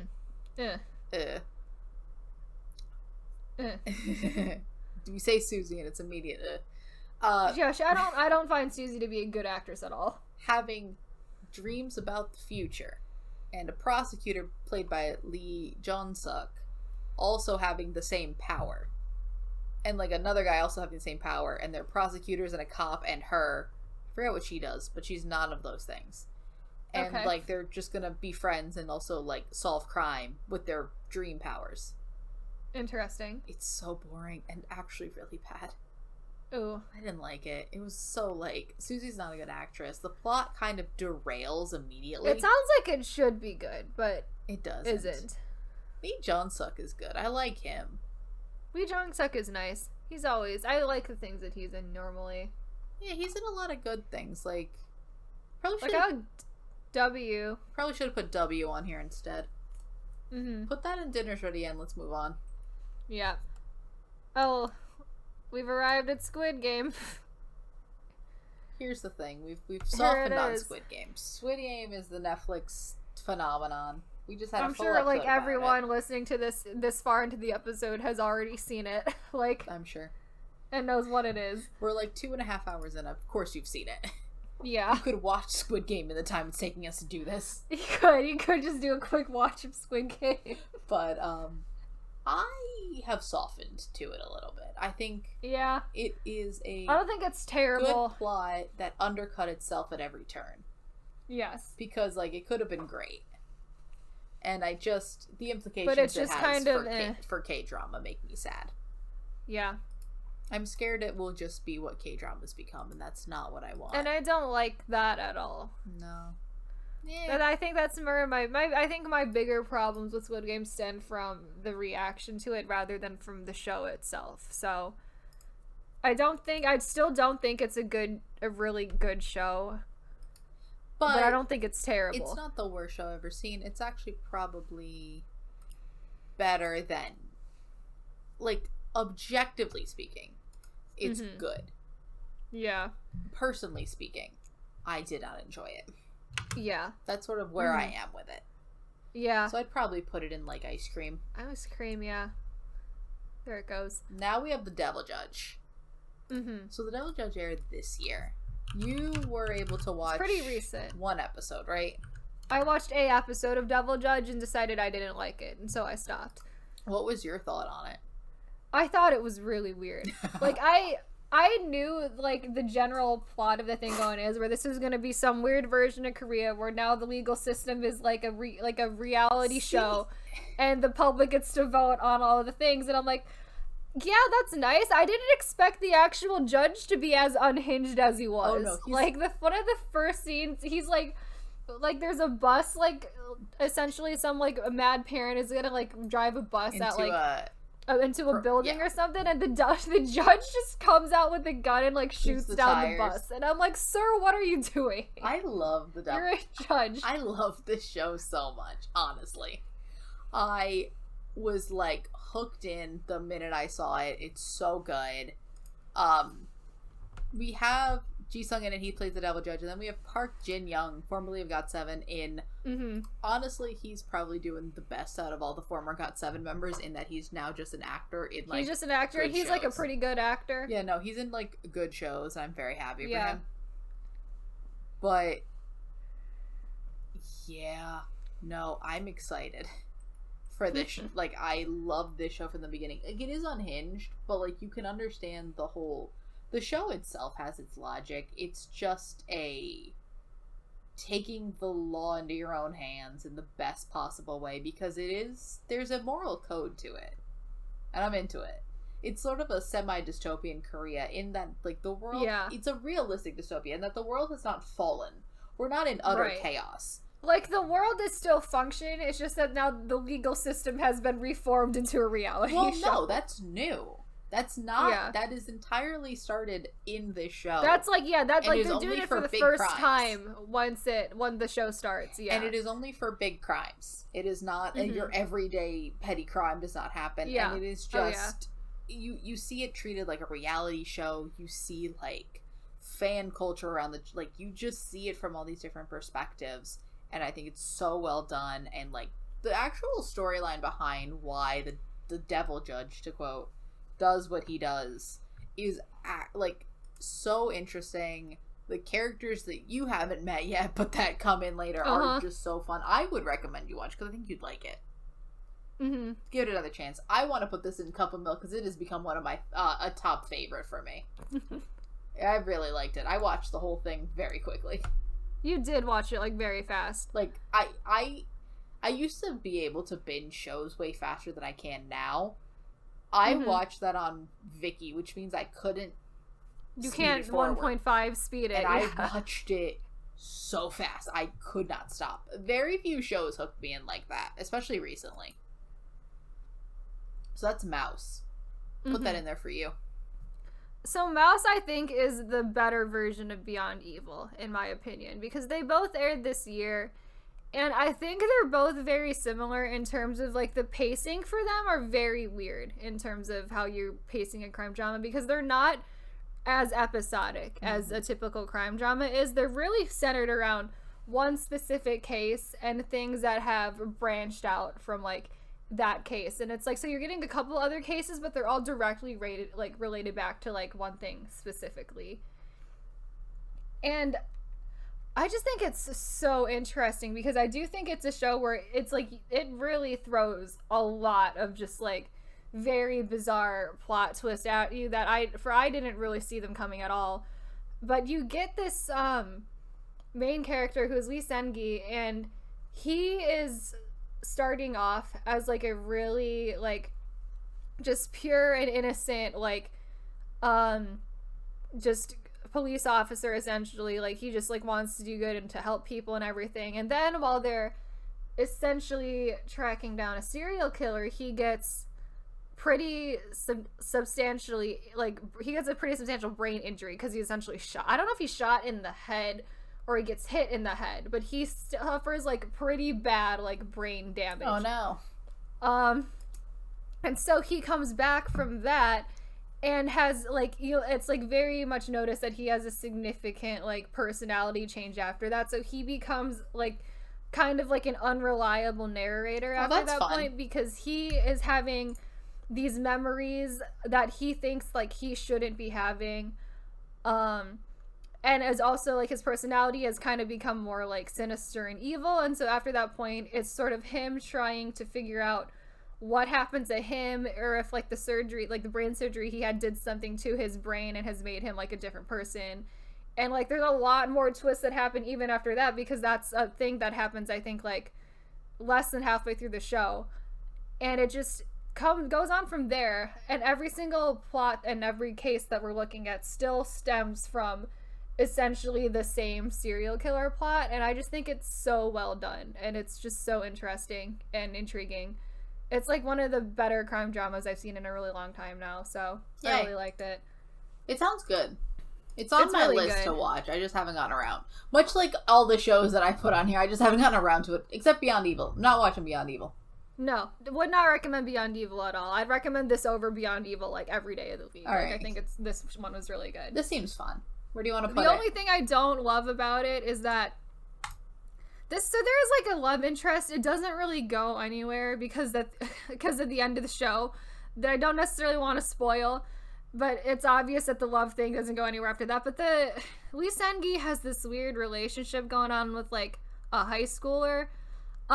This girl is played by the evil chick from Extracurricular, and I don't know why they decided that this needed to be a plot point at all, because it doesn't add anything to the plot, because her character in general is really not that important at all to the overall storyline. So I don't understand why they needed to continue to push this, like, weird romantic storyline there, because it almost comes off as, like, joking about it a little bit, because this girl's grandmother keeps, like, joking to him. He's like, when are you gonna marry her or whatever. Nah. But then it's like, it like, doesn't stop. And I'm just like, why are, like, we don't need this. Like, it's literally adding absolutely nothing to this storyline at all. Like, it doesn't need to be there. Yeah. It just seems pointless. That is like a smaller part of the show. So it's like, I could ignore it a decent amount. So at least that. But that was just weird, yeah. Where do you want to put it? I'm gonna put it in queso. Yay, queso. Now we have Crash Landing on You, another pretty big K-drama. So, for the people living under a rock, Crash Landing on You is about, what is her name? Yejin's character, who essentially is an heiress in Korea with a lot of family issues. And when she goes, like, paragliding, accidentally paraglides into North Korea, where she meets Hyunbin's character. And from there, they fall in love as she attempts to get back to South Korea. That's essentially the plot. And then she gets back to South Korea, and then he goes after her because they're in love. And then his, essentially, brings along his friends with him. Yeah, posse of idiots come along to go see the wonders of South Korea. Yep. Honestly, I thought this show was very cute. It's very sweet. I do like it. I think it's a nice show. It is, I think, Descendants of the Sun, but a little bit less interesting, because I am, like, not at all sold on the main romance of the show. It's one of those That's the worst part of this show, the main romance. Weirdly, the second leads, those two. The second lead romance, way more interesting. So much better, because you have the... so much better. So much more interesting. So you have this con man who is, like, rich, but he essentially pays people in North Korea to put him into a lap of luxury where, like, I can't be in South Korea, I'll get arrested. He's, like, waiting out, like, statutes of limitations in North Korea. North Korea, yeah. Which, again, sure. And then you have this actual North Korean who is technically engaged to Hyunbin's character, but, like, she's able to go abroad, I think, for, like, certain... Because her family is rich. Like, important and shit. And so is Hyunbin's family, but, like... Yeah. And then, so we're sort of, like, it is, like, a... And then the con man and Yejin's character both have been, they have a connection from... They knew each other. Like, they used to date or something? I think so. They did used to... Or, were like... they supposed to get married? It was like, something like that. They went on a date, I think it was. Or they used to date, or something like that. Yeah. And, like, but it ends up being that the second leads also get together, and their romance is so much more interesting. It's way more interesting. Because I find the main lead's romance just so boring. It's very boring. There's, like, the male lead, Hyunbin, he's, like, so boring. He's like, very there's boring. almost absolutely no emotional depth to his character at all. Yeah. I thought it was I like the show for what it is. I just found it there at times where it dragged a lot. It does drag a bit, and I don't know how you drag a 16-episode show, but the fact that the episodes were an hour and a half, they were very long. They were. And it's like parts of the show that I think I really liked have to deal with like side characters more than they do the all main of characters. The side characters in the village, great. The posse, the side characters in the village, great. The posse when they're back in like South Korea and like experiencing life, so good. Like that's so good. Just a bunch of North Koreans being able to like watch TV. It's just so fun. And even it's really the like day-to-day the village in North Korea I found very fun. Yeah, I liked that stuff is fun. It's and even like the Pyongyang stuff when she gets back with the second male lead when they talk, that's fun. The entire train journey when they're going from the village, that's not fun. Like I think that there's elements of this that are very good. It's whenever you leave the male lead the leads alone together. When you leave the two leads alone, it's like so boring. Oh yeah. So boring. Yeah. But like otherwise, like any time where she's just like hiding out in his house and just doing nonsense, like it's like we don't need to see this every single day. But like bringing some of those like North Korean like the ladies, the like housewives. Yeah, the housewives. Way better. The other thing I didn't necessarily love, I didn't love the like surveillance plot. I get that we're in North Korea, but it was just done weird. I didn't like it that much. I'd put it in, and it also doesn't really add much of anything either. It doesn't. So I put in like Zoom. I don't think it's queso quite. Like, it's almost queso. Yeah, but I would put it Zoom. Now it's okay to not be okay. Yeah. So this show was just. It had so much potential to be really good, and then it wasn't. So Yeji's character is like iconic. Oh no, she's So great. Her outfits are great. She's great. The set design in this show also great. Love. Set design in So it was beautiful. So Yeji again having a great role. We saw her in Save Me. Now she's in this. Then unfortunately you pair her up with Kim So-hoon, and he's not great. He's not great. So yeah. Unfortunately, we brought him in, and he is a cardboard cutout, and he is not doing a great job. I think it evens out to mediocre, as it will. Yeah. It had, and the thing is that this is like a drama that like its main plot line I think it just has so much potential behind it, and I feel like they just did not use it at all. Oh, not at all. And it's like I get that this is meant to be a romance between the two of them, but once we shift away from like focusing on the other like patients at that like mental hospital or whatever, and we focus to only on those two, it's like we're losing so much of it because those two together are so boring. I think really K-dramas have this really good knack of writing wonderful side characters. Yeah, the main characters a lot of times feel like for some reason we can't get it together with the main characters. And then when you hit it out of the park with the main character, like I would say all the shows we have in our phenomenal tier have phenomenal main characters. The main characters have it together. Even like the queso tier, phenomenal main characters. The thing is, like main characters just become very wooden very quickly in K-dramas. Oh yeah, because when you're writing like these like obviously romance based like plot lines, there's really only so many things you can do with that now. And a lot of these like when you just have the two main leads together in a relationship, it just becomes so old and boring so fast. Yeah. And the thing is, like, you kind of want them to be, like, growing and changing, but, like, they don't have clear personality traits. They don't. And, like, the actual side characters have far clearer personality traits because they're given maybe one or two instead of the none that you get in for the main leads. And then also, like, the plot line they were doing with her mother and everything at the end was also really bad and just, like, unnecessary. And I think that also was just, like, took away a lot from the show, like, right at the end, too. Yeah, it was just not... It was very meh.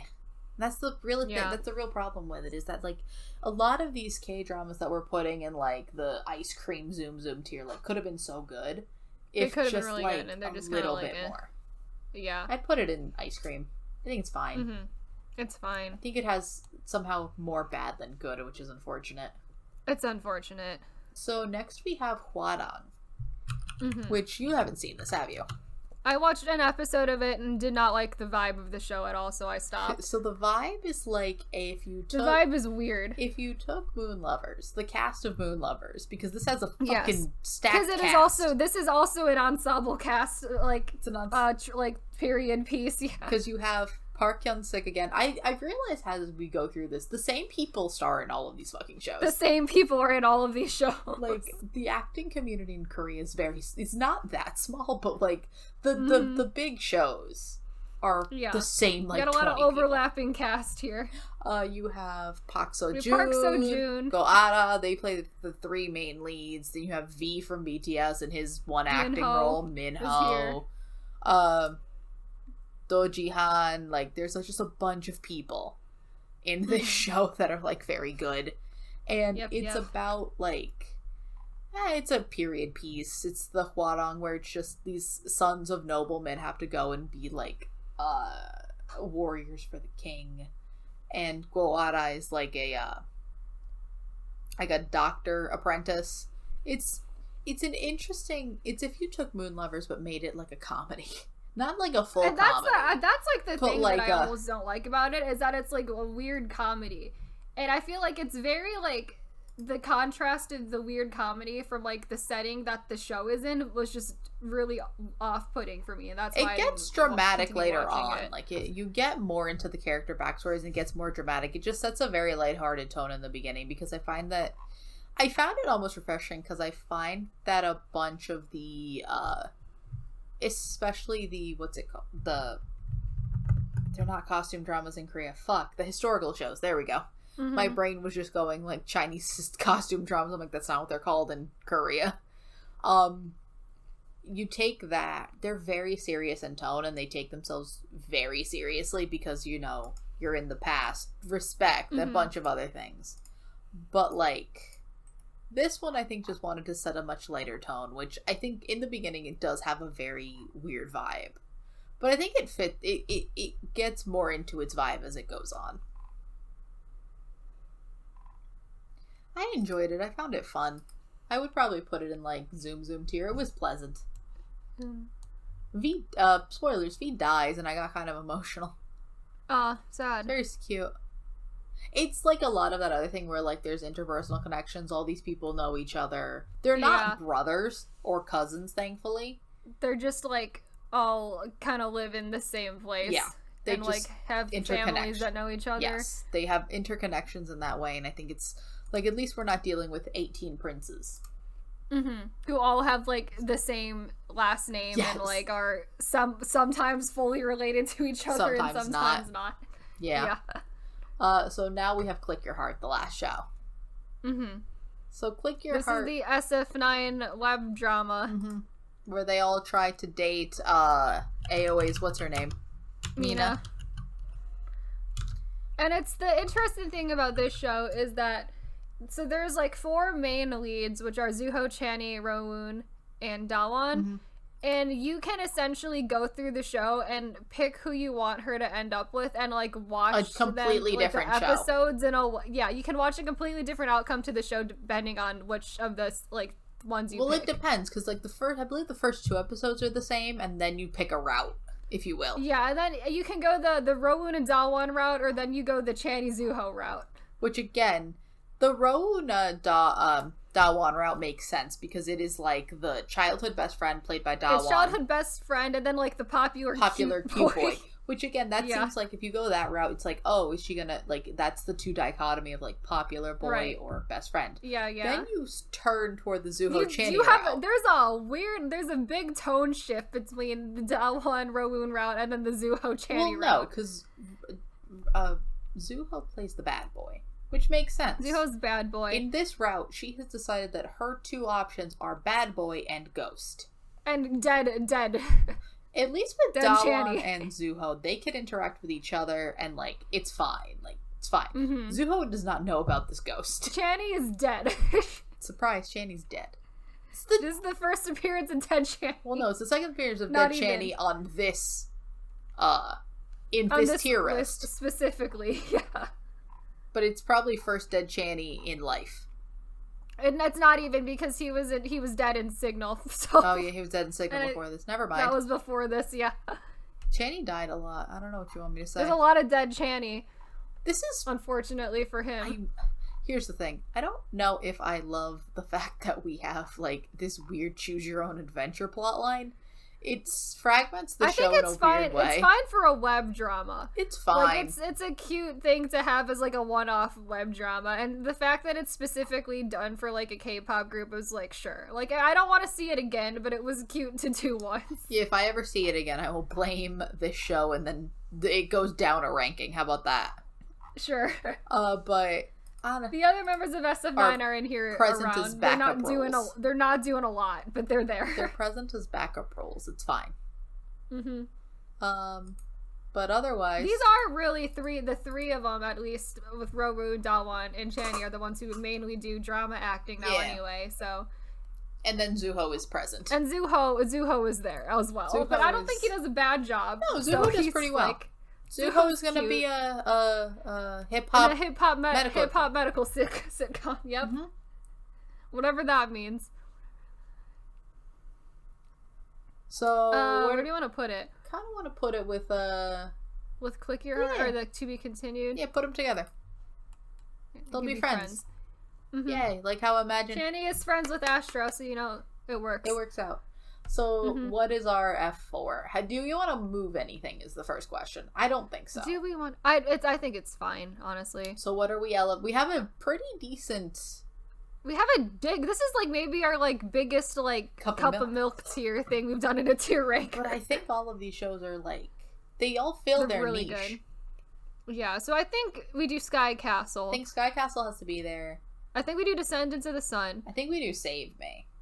I think we do Save Me. Yeah, those were the three. I was like, those three probably have to be there. Okay, so let's eliminate some people. I don't think we can do the Penthouse.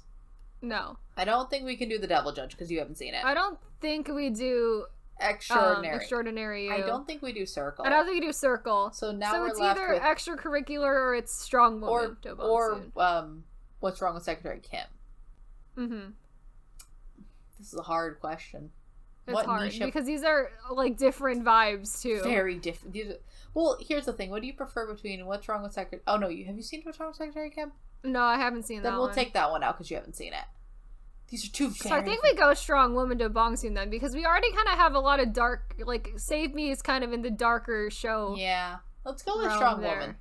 So let's go with Strong Woman for a comedy. And then we have all sorts of genres represented there. I think we did quite well. I think this is actually a very good tier ranker. I stand behind this. I think it is. It's a good tier ranker. And I think our F4 is really good. Yeah. So you get a little bit of everything. If you want a comedy, if you want a romance, if you want a drama, if you want to be, in a cult.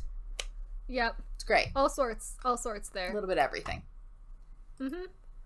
So I think it's time for us. A good way to. It's time for us to go. We're going almost 3 hours on this. We have not done an episode this long in a while. No, Squid Game got close, but we're almost like we haven't gone an almost 3 hour episode since like we were doing like the quarter episodes. That and like that one time with me and Dan on Island. Yeah, and like the Genius. No, I was gonna say the award show. I think went pretty long too, but also we're giving out like. I don't even know how many awards and there were on that. 5 of us. Yeah. At various points, there were a total 5 of us at one point. All 5 of us were present. We also filmed that in 2 separate sessions. So. We've been recording since 7:30. Yep. It's been a long time. But we did talk about a lot of dramas here. And I think we've gone through a lot. I mean, I do think that we'll probably be able to do a part 2 of this. We definitely will, because there are definitely shows that we both have seen that are not even here. Yeah, so we've only done. We definitely can do it again, and I will definitely be watching more dramas in the future. So we will definitely have more. And again, the good thing about dramas, there's always more dramas. Always more. And I can bring in some C dramas. I'll have fun. Yeah, we can bring in more international shows as well. Yay. But so that's been our episode. I'm very bad at the outro, Kayla. I'm sorry. Yeah, sure. So if you are listening to us on YouTube, we are also on all major podcasting platforms like Apple Podcasts and Spotify.